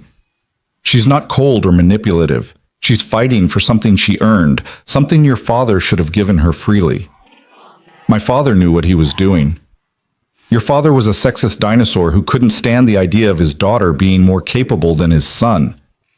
The words came out sharper than Evan intended, but he didn't regret them. Sloane built that company into what it is. You've just been coasting on her work. Grant's face flushed. You have no idea what you're talking about. Don't I? I've seen the division reports. I know which departments are profitable and which ones are hemorrhaging money. Guess who runs the profitable ones? Evan stood, throwing his napkin on the table. I'm not interested in your money, Grant. I'm not interested in your threats. And I'm definitely not abandoning Sloane to make your life easier. Then you're a fool. Maybe. But I'm a fool who keeps his promises. Evan turned to leave, then paused. Oh, and Grant? Everything you just said? I recorded it. Every threat, every bribe, every piece of evidence you think you have. So when this goes to court, the judge will hear exactly what kind of man is trying to steal his sister's company. Grant's expression went from smug to furious in half a second. You're lying. Am I? You want to risk it? Evan pulled out his phone, showing the recording app's running timer. Thanks for lunch. I'll send you the bill for the wine you ordered. He walked out of the Harrison with his heart hammering, his hands shaking, his mind racing through everything that had just happened. Outside, the midday sun was too bright, the street noise too loud. Evan ducked into an alley and called Sloane. It's done, he said when she answered. I got everything.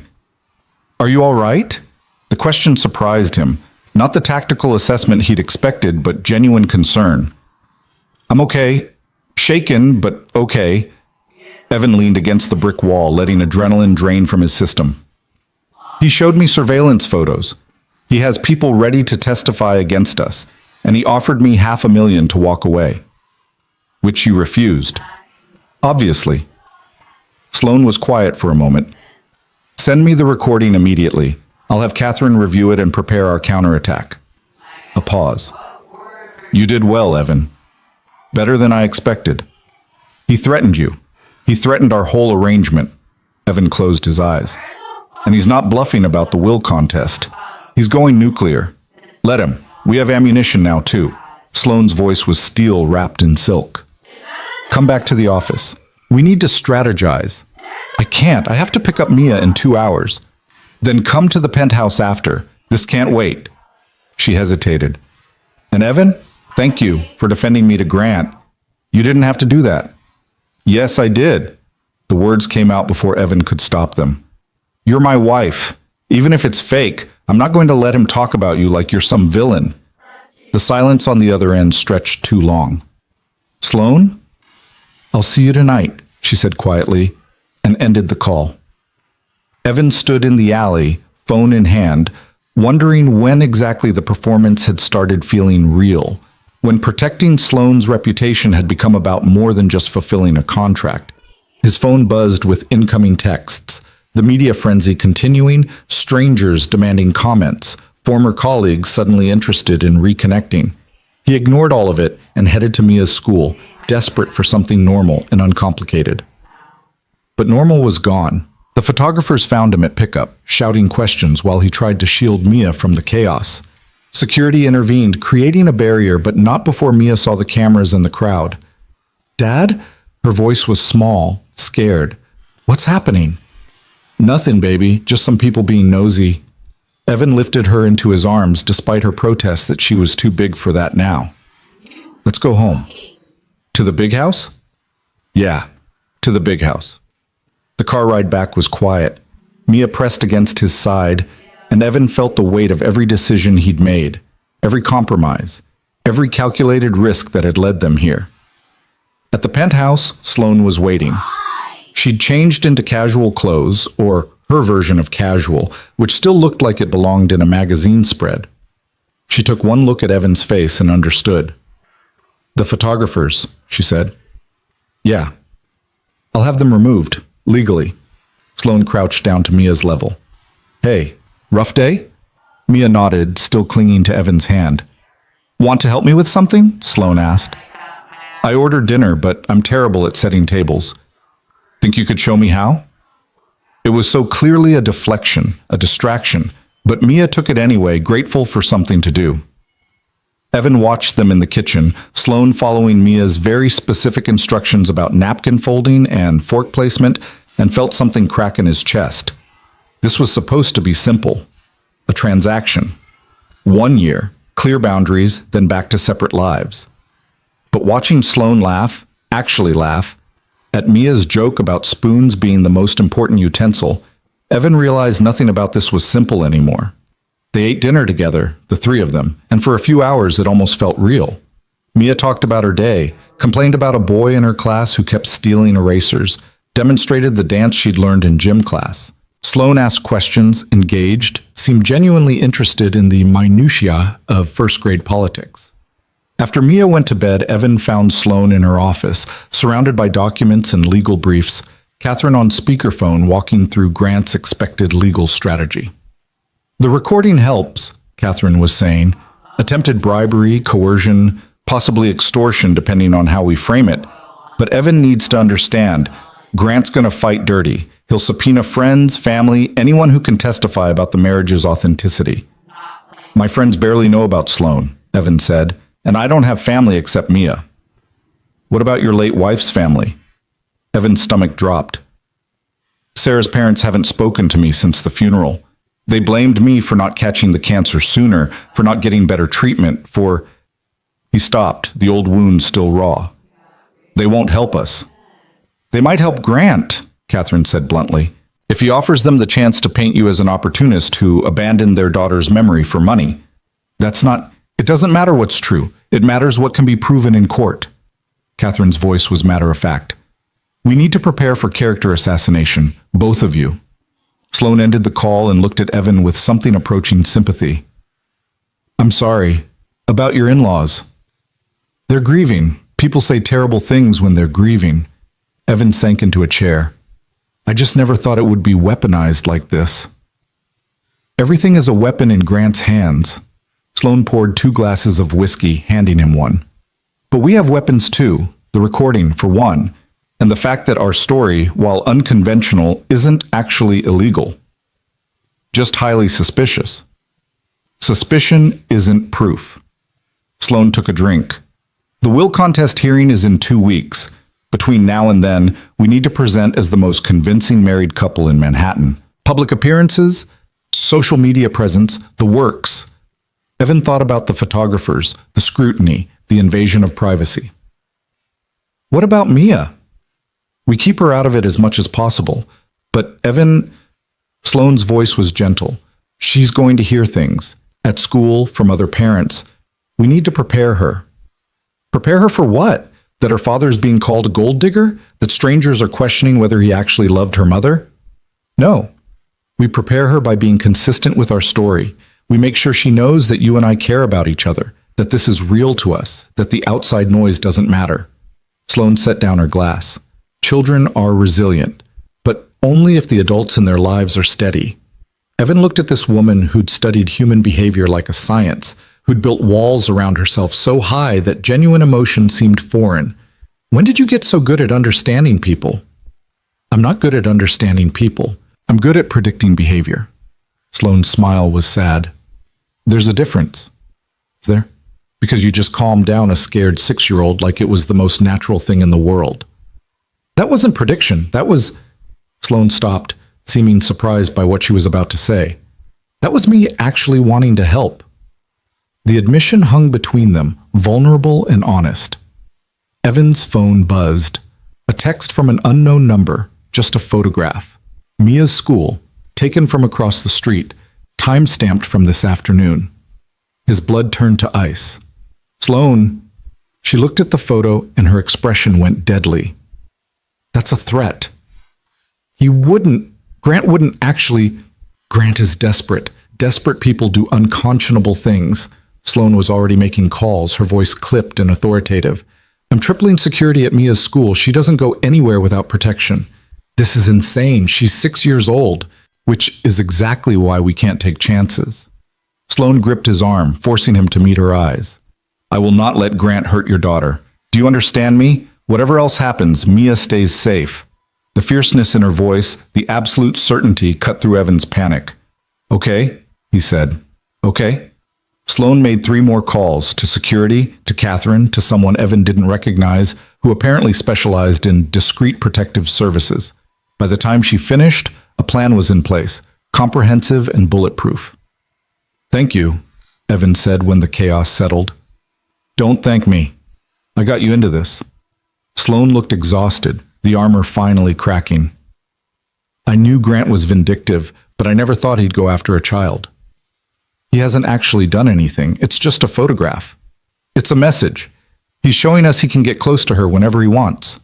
Sloane's hands curled into fists. That ends now. She walked to the window, staring out at the city with an expression Evan couldn't read. My father used to say that business is war, she said quietly. That the only difference between corporate boardrooms and battlefields is that boardrooms have better coffee. She turned to face him. I always thought he was being dramatic, but Grant learned from him, and Grant has no conscience to restrain him. So what do? We go to war. Sloane's voice was ice and fire. We stop playing defense and start attacking. We find every skeleton in Grant's closet, every shady deal, every ethical violation, and we make sure the board knows exactly what kind of man is trying to take control of the company. You have that kind of ammunition? I have suspicions. I need proof. Sloan pulled out her laptop, which is where you come in. Me? Grant underestimates you. He sees a desperate single father, not a threat. That's his weakness. Sloan opened a file showing Evan financial records, email chains, meeting notes. You're going to help me find the proof we need to destroy him. Evan looked at the evidence of corporate warfare laid out on a laptop screen and realized he'd crossed a line somewhere between the contract signing and this moment. He wasn't just playing a role anymore. He was invested in Sloane's survival, in this battle, in the woman who'd just promised to protect his daughter without hesitation. Where do we start? He asked. Sloane's smile was razor-sharp and beautiful. We start with the European division. 3 years ago, Grant oversaw an acquisition that lost the company $40 million. The official story is market conditions, but I've always suspected something darker. They worked through the night, digging through records, following money trails, connecting dots that painted a picture of incompetence at best, fraud at worst. Somewhere around 2 a.m., Evan's phone buzzed with another message. This time it was from Marcus Webb in legal. Emergency board meeting scheduled for Thursday. Your presence required. Failure to attend will result in immediate termination. Evan showed it to Sloan. She read it and laughed, a sound without humor. He's accelerating the timeline, probably spooked by the recording from lunch, she typed rapidly. Catherine will handle this. But Evan, this meeting is where Grant will make his case.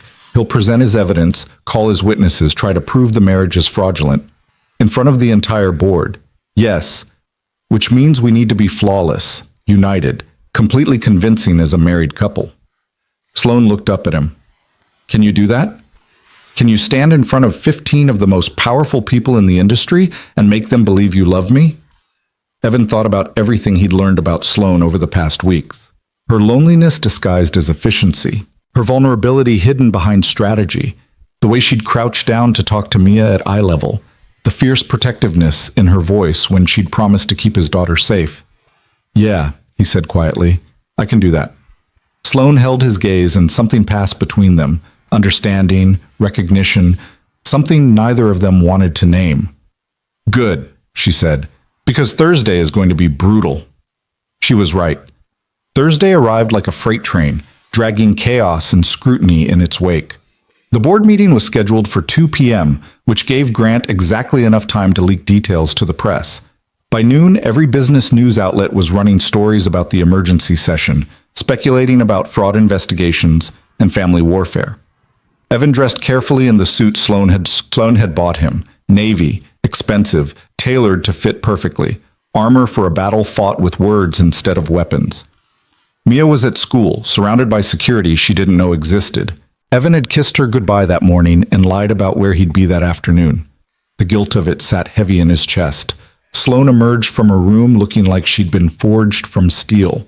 Charcoal suit, hair pulled back severe, makeup minimal and perfect. She looked at Evan and nodded approval. "Ready?"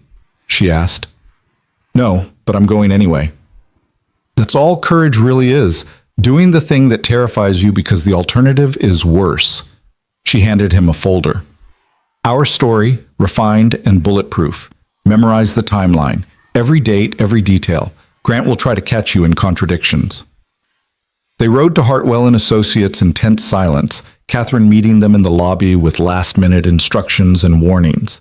The boardroom was on the 30th floor, all glass and power, 15 chairs arranged around a table that had seen decades of corporate warfare. Grant was already there, flanked by lawyers and looking smug. The board members filed in, men and women in expensive suits, carrying the weight of billions in assets and decisions that could reshape industries. Richard Castellano, the board chairman, called the meeting to order with grim efficiency. "We're here to address serious allegations regarding the validity of Mrs. Hart's marriage and its compliance with the late Mr. Hart's will stipulations." He looked at Sloan with something approaching sympathy. "Mr. Grant Hart has requested the opportunity to present evidence of fraudulent marriage for financial gain." Grant stood, theatrical and confident. "Thank you, Mr. Chairman. I'll be brief and direct." He wasn't brief. For 45 minutes, he presented his case. Financial records, testimony from employees who'd never seen Evan and Sloan interact before, the photograph of the contract signing, expert analysis of the marriage's suspicious timing. Evan listened to his life being twisted into something ugly and mercenary, his love for Sarah dismissed as ancient history, his relationship with Sloan painted as pure transaction. When Grant finally finished, the board members looked troubled. Several whispered to each other. The atmosphere had shifted from neutral to suspicious. Castellano turned to Sloan. "Mrs. Hart, you have the opportunity to respond." Sloan stood with the kind of calm that only came from absolute certainty. "Thank you, Mr. Chairman. I'd like to start by addressing my brother's central argument, that this marriage is fraudulent because it happened quickly and provides me financial benefit under my father's will." She walked to the front of the room, commanding attention without demanding it. "My father's will is sexist and archaic. It assumes unmarried women are incapable of leadership. But I've complied with its requirements nonetheless because this company matters more than my pride." Sloan's voice was steady, clear. "Yes, I married Evan Cole quickly. Yes, the timing benefits me. But that doesn't make our relationship fraudulent. It makes it practical." "Practical isn't romantic," Grant interjected. "No, it's not. But it's honest." Sloan turned to face him. "You want romance? You want the fairy tale? Fine. I'll tell you what actually happened." She returned her attention to the board, and Evan saw her make a decision, to drop the corporate facade and speak like a human being. "I met Evan in a hallway at 11 o'clock on a Thursday night. I was working late because that's what I do. He was working late because he had no choice. Single parent, crushing debt, desperate to provide for his daughter. We literally collided. And when I dropped something valuable, he returned it without expecting anything in return." Sloan's voice softened fractionally. "That kind of integrity is rare in my world. So I noticed him. And when my father's will forced me to consider marriage, I thought about that moment. About a man who chose honor over easy money." She pulled out her phone, projecting messages onto the screen behind her. Texts between her and Evan, awkward and honest, building a relationship in fragments. "Is this conventional? No. Is it romantic in the traditional sense? Probably not. But it's real." Sloan looked directly at the board members. "I married Evan because he's honest and kind and makes me want to be better than I am. The fact that it also satisfies my father's outdated requirements is just convenient timing. The board members were listening now, actually engaged rather than dismissing. Grant stood again. That's a lovely story, Sloan, but I have evidence that contradicts it. Specifically, I have a recording of you attempting to bribe my husband, Sloan interrupted, offering him $500,000 to abandon me, threatening his daughter, admitting to surveillance and coordinated attacks on our marriage. She nodded at Catherine, who played the audio from Evan's lunch with Grant. The board members' expressions shifted from skeptical to shocked to angry as they listened to Grant's threats and manipulations. When the recording ended, the silence was absolute. That recording was obtained illegally, Grant said, but his confidence was cracking. No, it wasn't. New York is a one-party consent state. Evan had every right to record a conversation he was part of. Catherine's voice was surgical. What we have here is evidence of attempted extortion, intimidation, and misuse of company resources for personal vendetta. Castellano looked at Grant with barely concealed disgust. Is this true? Did you attempt to bribe Mr. Cole? I was protecting the company. You were protecting yourself, Sloane's voice cut like glass. Because you know that if I retain control, your free ride ends. Your expense accounts, your unearned bonuses, your ability to coast on the Hart name while actual leaders do the work, all of it disappears. She pulled up another document, the European acquisition Grant had overseen, the one that lost $40 million. Speaking of protecting the company, let's talk about this disaster. The official story is market conditions, but my investigation found something interesting. Sloan highlighted specific transfers. Money moved through shell companies, kickbacks to individuals with connections to your personal accounts, timing that suggests insider trading. Grant's face went pale. That's speculation. That's evidence I'm turning over to the SEC. Sloane's smile was cold and final. You want to destroy my marriage? Fine. But I will absolutely destroy your freedom. The board erupted in shocked whispers. Castellano called for order, his expression grim. This meeting is adjourned pending full investigation of both allegations. He looked at Grant. You're suspended from all company duties effective immediately. Legal will be in contact. Grant stood frozen, his careful plans collapsing around him. Evan watched it happen with something like awe. Sloan Hart, absolutely devastating in her precision, using Grant's weapons against him with ruthless efficiency. The board members filed out, several stopping to shake Sloane's hand to offer quiet support. Grant left without speaking, his lawyers trailing behind like mourners at a funeral. When the room finally emptied, leaving just Sloan, Evan, and Catherine, the tension broke. That was incredible, Catherine said. Brutal, but incredible. Sloan sank into a chair, the adrenaline finally wearing off. Is it over? For now, the SEC investigation will take months, maybe years, but Grant won't be challenging the will anytime soon. Catherine packed her briefcase. You two should celebrate. You just won. She left, and Evan moved to sit beside Sloan. You okay? He asked. I just destroyed my brother's career, possibly his life. Sloane's voice was hollow. I should feel victorious. Instead, I just feel tired. Evan took her hand without thinking about it, her fingers cold and trembling slightly. He gave you no choice. I know, but that doesn't make it easier. Sloan looked at him, and Evan saw exhaustion and relief, and something else he couldn't name. Thank you for standing with me, for not running when things got ugly. Where else would I go? Evan said, and realized he meant it. They sat in the empty boardroom, holding hands like actual partners, and Evan felt the careful walls they'd built between them start to crack. This was supposed to be temporary. A contract. 1 year.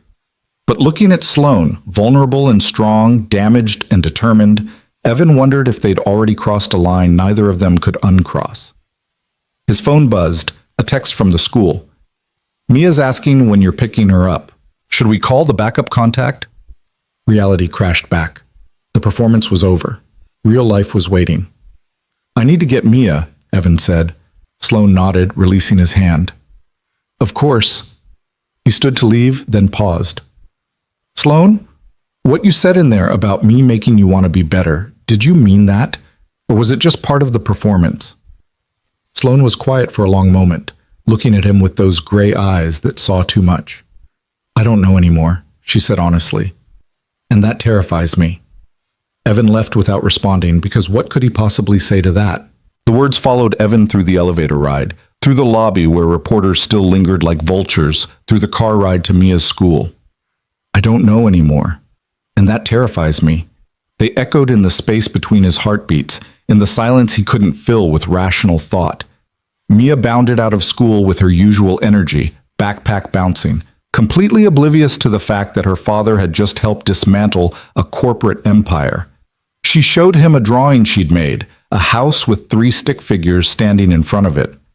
That's you, and that's me, and that's Sloan, she explained, pointing to each figure. We're a family.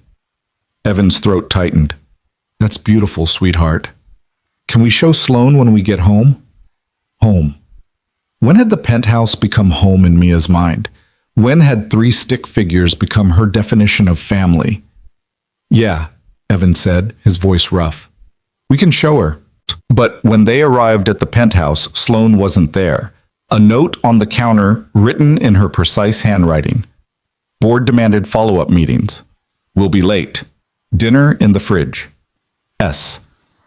Evan heated up the meal Sloan had arranged, something with vegetables Mia would actually eat, which meant Sloan had been paying attention, and tried to focus on homework and bedtime routines instead of the growing knot in his chest. Mia fell asleep clutching the drawing, and Evan stood in her doorway watching her breathe, wondering what happened when the contract ended and this little girl had to say goodbye to someone who'd become important to her. He was still standing there when he heard the front door open. Sloan appeared in the hallway, looking exhausted and beautiful, and completely undone in a way he'd never seen before. Her hair had escaped its severe bun. Her jacket was gone. She looked human. Hey, Evan said quietly. Hey. Sloan glanced at Mia's sleeping form. How was she? Good. She made you something. Evan retrieved the drawing from Mia's nightstand, handed it to Sloan. She stared at the 3 stick figures for a long time, her expression unreadable. She drew us as a family, Sloan said finally. Yeah. That's going to make this harder. When it ends. Evan felt something crack in his chest. When does it end, Sloan? The contract says 1 year, but Grant's done. The board voted to challenge the marriage clause in the will. You've already won. The legal team says we need to maintain the marriage until the will contest is fully resolved. Another 6 months, maybe 8. Sloan set down the drawing carefully, like it was made of glass. But you're right. The immediate threat is gone.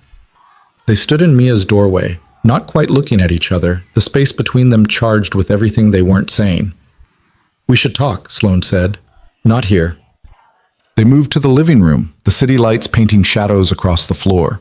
Sloan poured 2 glasses of wine, handed one to Evan, then stood by the window like she always did when she needed distance. The board meeting today, she began. What I said about you making me want to be better, that wasn't just performance. Evan's heart rate kicked up. Sloan, let me finish. Please. She took a drink, gathering courage. I've spent my entire life being strategic. Every relationship calculated, every interaction measured for maximum efficiency. Emotions were weaknesses to be managed, not experiences to be felt. She turned to face him. And then you walked into my office and refused $500 because it felt wrong to you. Not because it was bad strategy, but because it violated some internal code I didn't understand. That's just basic decency. No, it's not. Most people would have taken the money and justified it. But you couldn't. Because you're fundamentally good in a way I've never been. Sloan's voice was raw, honest. And living with you these past weeks, watching you with Mia, seeing how you navigate the world with kindness instead of calculation, it's made me realize how much I've missed by being this person I've built myself into. Evan set down his wine glass, his hands shaking slightly. What are you saying? I'm saying I don't want this to end. The words came out quiet but firm. I'm saying that somewhere between the contract signing and right now, this stopped being fake for me. And I don't know what to do with that. The admission hung in the air between them, vulnerable and terrifying. Evan crossed the room, stopping just close enough to see the fear in her eyes, the hope she was trying to hide. You think you're the only one? He asked quietly. You think I haven't noticed that when you smile at Mia, it's genuine? That when you defended me to Grant, you were angry for me, Not just for the strategy, that when you promised to protect my daughter, you meant it. That's different. It's not different. It's the same thing I've been feeling. Evan took her hand the same way he had in the boardroom, but this time it wasn't for cameras or witnesses. I came into this expecting ice. Instead, I found someone lonely and brilliant and brave enough to fight for what she deserves. Someone who learned how to fold napkins because it made my daughter smile. Someone who texts me at midnight to make sure I ate dinner. Sloane's eyes were bright, almost wet. This wasn't supposed to happen. I know. We had rules, boundaries. I know that too. So what do we do? Her voice broke slightly. How do we navigate this when the foundation was built on a lie? Evan thought about the question, about everything that had brought them to this moment: desperation and opportunity, fear and courage, performance and reality bleeding together until the lines disappeared. We stopped lying, he said simply. To the board, to the lawyers, to everyone else. Fine, we maintain the timeline. But between us, we're honest. We figure out what this is without the contract dictating it. And if it doesn't work, if we try this for real and it falls apart? Sloane's fear was evident now, raw and exposed. Mia gets hurt, you get hurt, and you have to feel something real instead of just calculating outcomes. Evan stepped closer, close enough to see the individual flecks of silver in her gray eyes. I know that terrifies you. It terrifies me too. But Sloane, I've been surviving for 3 years. Just surviving. And these past weeks with you, even with all the chaos and corporate warfare, I've been living again. Sloane looked at him like he was a puzzle she couldn't solve, a variable she hadn't planned for. Then she kissed him. It wasn't calculated or strategic. It was desperate and honest and full of everything they'd been holding back. Evan's hands found her face, her hair, pulling her closer. Sloane's fingers gripped his shirt like she was afraid he'd disappear. When they finally broke apart, both breathing hard, Sloane's careful control was completely shattered. I don't know how to do this, she whispered. Real relationships. Feelings without strategy. Neither do I. My last relationship ended in a hospital room. Evan rested his forehead against hers. But maybe we figure it out together. No contract, no performance. Just us. Just us, Sloane repeated, like she was testing the words. Then she smiled, genuinely smiled, and Evan felt something in his chest unlock. They spent the night talking, really talking, sharing histories and fears and dreams that had nothing to do with corporate warfare or marriage clauses. Sloane told him about growing up in her father's shadow, always second best, always fighting for scraps of approval. Evan told her about Sarah, about grief that felt like drowning, about the terror of being solely responsible for another human life. Somewhere around 3 a.m., curled together on the couch with the city lights as their only witness, Sloane asked the question that had been hanging between them since that first night. So, are we actually sharing a bed now? Evan laughed, the sound soft and genuine. Maybe, but not tonight. Why not tonight? Because I want to do this right. I want to take you on an actual date. I want Mia to understand that this is real before we change the dynamics. He kissed her forehead gently. I want to earn this instead of just falling into it. Sloane looked at him with something close to wonder. You're really going to make me work for this, aren't you? Absolutely. Good. She settled against his chest. I've never had to work for someone before. I think I like it. They fell asleep there, tangled together, no cameras watching, no witnesses to perform for. Just two people who'd found each other in the worst possible way and somehow made it into something real. The next morning brought sunshine and Mia's delighted shriek when she found them on the couch. Does this mean you're really boyfriend and girlfriend now? She asked, bouncing with excitement. Sloane and Evan exchanged glances, and Evan saw the question in her eyes. How much truth do we tell? Yeah, sweetheart, Evan said. We're really together now. Finally, I've been waiting forever. Mia climbed onto the couch between them. Can we have pancakes? Families have pancakes on Saturdays. Families have pancakes, Sloane agreed, and the word families sounded different in her mouth now, softer, hopeful. They made pancakes together, the three of them crowded in a kitchen that had never been used for anything this chaotic or wonderful. Mia directed operations like a tiny general. Sloane followed instructions with endearing seriousness, and Evan watched them both and felt something he hadn't felt since Sarah died. Hope for a future that looked like joy instead of just survival. The following weeks brought their own challenges. The board's investigation into Grant revealed layers of corruption that shocked even Sloane. He'd been skimming company funds, taking bribes, using his position to enrich himself while running profitable divisions into the ground. The SEC investigation expanded to include fraud charges. Grant's lawyers negotiated a plea deal that would keep him out of prison, but permanently barred him from corporate leadership. Sloane watched her brother's empire crumble and felt nothing but relief. She'd expected guilt, sadness, some vestige of familial loyalty. Instead, she felt free. The will contest moved forward with the board unanimously supporting a challenge to the marriage clause. Sloane's lawyers were confident it would be overturned as discriminatory and outdated. But it would take time, months, possibly a year. "We could get divorced," Evan said one night, lying in bed together in Sloane's room that had become their room. They'd moved past Not Tonight 3 weeks ago, and Evan still marveled at how natural it felt, how right. "Speed up the timeline. You've already won control of the company." Sloane turned to face him, her hair loose around her shoulders, her expression soft in the darkness. "Why would we do that?" "Because the contract doesn't exist anymore. We burned it, remember?" She'd done it ceremonially 2 weeks ago, both of them watching the pages curl and blacken in the fireplace. "We're married because we choose to be. Or did you forget that part?" Evan pulled her closer, kissing her temple. "I didn't forget. I just want to make sure you're not staying because of obligation. I'm staying because I love you." The words came easier now, though they still made Sloane's voice shake slightly. "And I love Mia, and I love that she draws pictures of us as a family because that's what we actually are. Even though we started as a lie?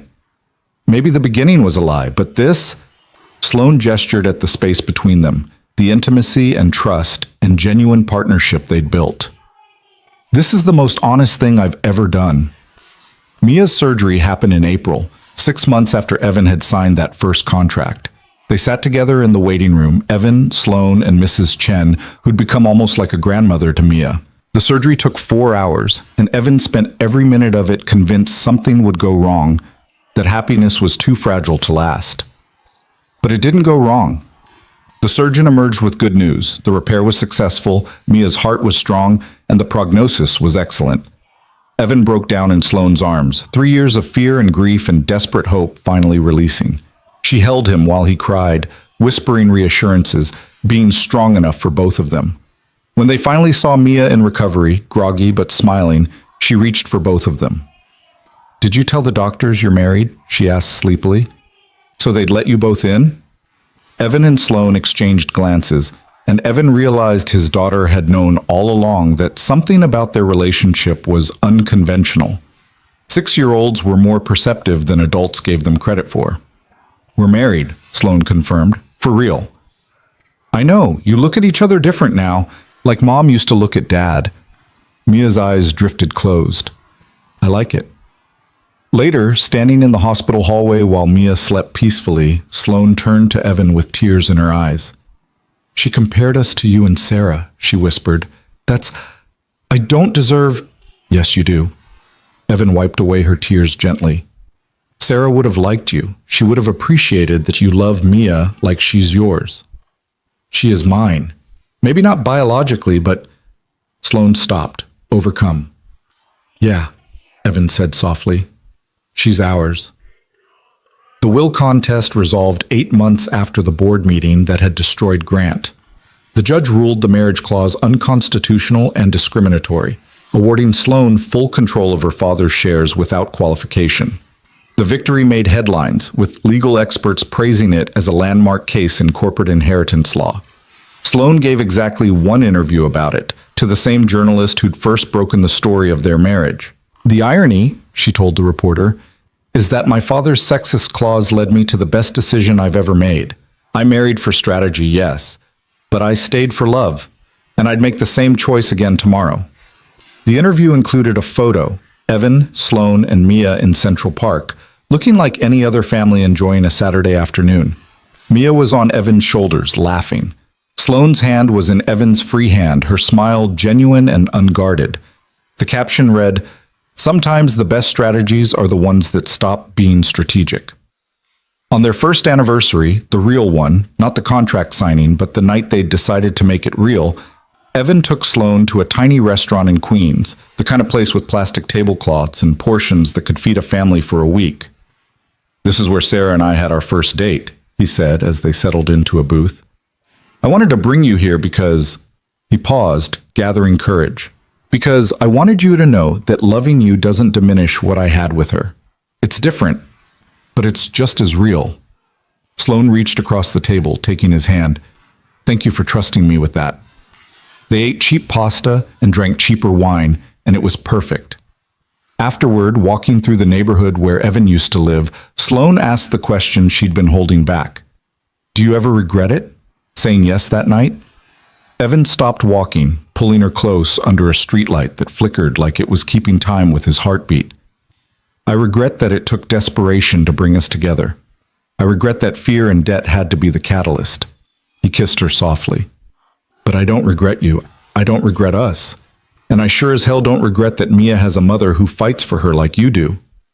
"I'm not her mother. You are. In every way that matters." Evan rested his forehead against hers. "You know what Mia asked me last week? She asked if you'd be at her parent-teacher conference. Not as my wife, but as her mom." Sloane's breath caught. "What did you tell her?" "I told her you wouldn't miss it for the world." The tears came then, the walls Sloane had spent a lifetime building finally completely demolished. "I love you," she said. "Both of you.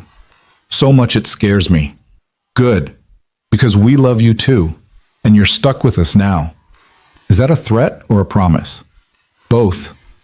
Evan kissed her again, longer this time, not caring about the people walking past or the cars honking or the world moving around them. "Definitely both." They went home, to the penthouse that Mia had redecorated with art projects and family photos that had transformed from a sterile showpiece into an actual home. Mia was asleep, Mrs. Chen reading in the living room, the picture of domestic normalcy. Later, in their bedroom, Sloane asked the question one more time, but different now. "So, are we sharing a bed?" Evan pulled her close, both of them laughing at the callback to that first terrifying conversation. "Every night for the rest of our lives," he promised. "That's a long time." "Not long enough." They made love slowly, carefully, with the kind of intimacy that only came from genuine partnership and hard-won trust. Afterward, tangled together in sheets that cost more than Evan's old monthly rent, Sloane traced patterns on his chest. "I never believed in fairy tales," she said quietly. "I thought they were lies we told children to make them compliant. And now? Now I think maybe some of them are true, just not the way we expect." She looked up at him. "The prince didn't rescue me. I rescued myself, but having you beside me made the fight worth winning." "That's better than any fairy tale," Evan said. He was right, because fairy tales ended with happily ever after and assumed the story was over. But their story was just beginning, built on honesty instead of pretense, on choice instead of desperation, on love that had grown in the cracks of a contract designed to prevent exactly what they'd found. 6 months later, Sloane stood in front of the full board, not to defend herself this time, but to announce her succession plan. She'd restructured the company's leadership, promoted based on merit instead of politics, and established a foundation in her father's name that would fund medical research and help families drowning in healthcare debt. "My father believed marriage made people stable," she told the room. He was wrong. What makes people stable is purpose, partnership, and the courage to be vulnerable. I've learned that from my husband, who survived impossible circumstances with grace I'll never match. And I've learned it from my daughter, who teaches me every day that love doesn't require a contract, it just requires showing up. The board approved her proposals unanimously. Several members stopped to shake her hand, to tell her how proud her father would have been, to congratulate her on building something better than what she'd inherited. Evan was waiting in her office when she finished, Mia doing homework at the conference table that had once held only legal documents and corporate warfare. "How'd it go?" he asked. "Perfectly." Sloane kissed him, then ruffled Mia's hair. "How's the homework?" "Done. Can we get ice cream now? You promised." "I did promise." Sloane looked at Evan. "Family ice cream night?" "Absolutely." They left the office together. Not the CEO and her contractual husband and borrowed daughter, but a family built from broken pieces and second chances and the willingness to risk everything on something real. In the elevator, Mia held both their hands, swinging between them with pure joy. "I love us," she announced to the empty elevator. Sloane squeezed her hand. "Me too, sweetheart. Me too." Evan looked at his wife, his real wife. Not the contract version, but the woman who'd fought beside him, who'd learned to be vulnerable, who'd chosen them every single day, and felt gratitude so profound it ached. "So," he said, echoing that first impossible conversation, "are we living happily ever after now?"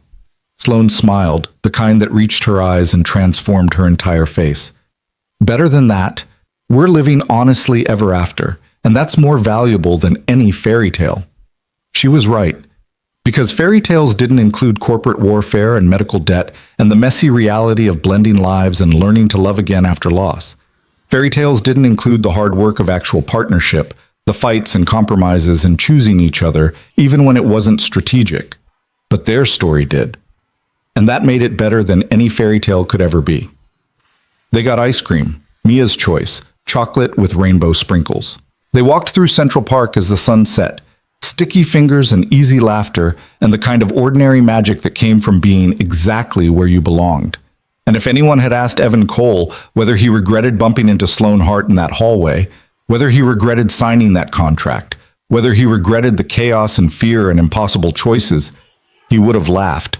Because that collision, that contract, that desperate gamble had given him everything he'd lost and more than he dared to hope for.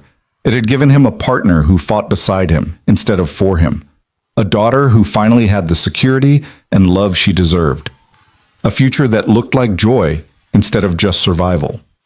And it had given Sloane Hart, ice-cold executive prodigy, corporate warrior, lonely fighter, a family that chose her not for strategy or benefit, but simply because she was worth choosing.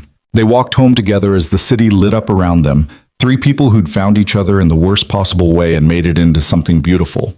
No contract, no performance, no pretending, just love, honest and hard-won and absolutely real.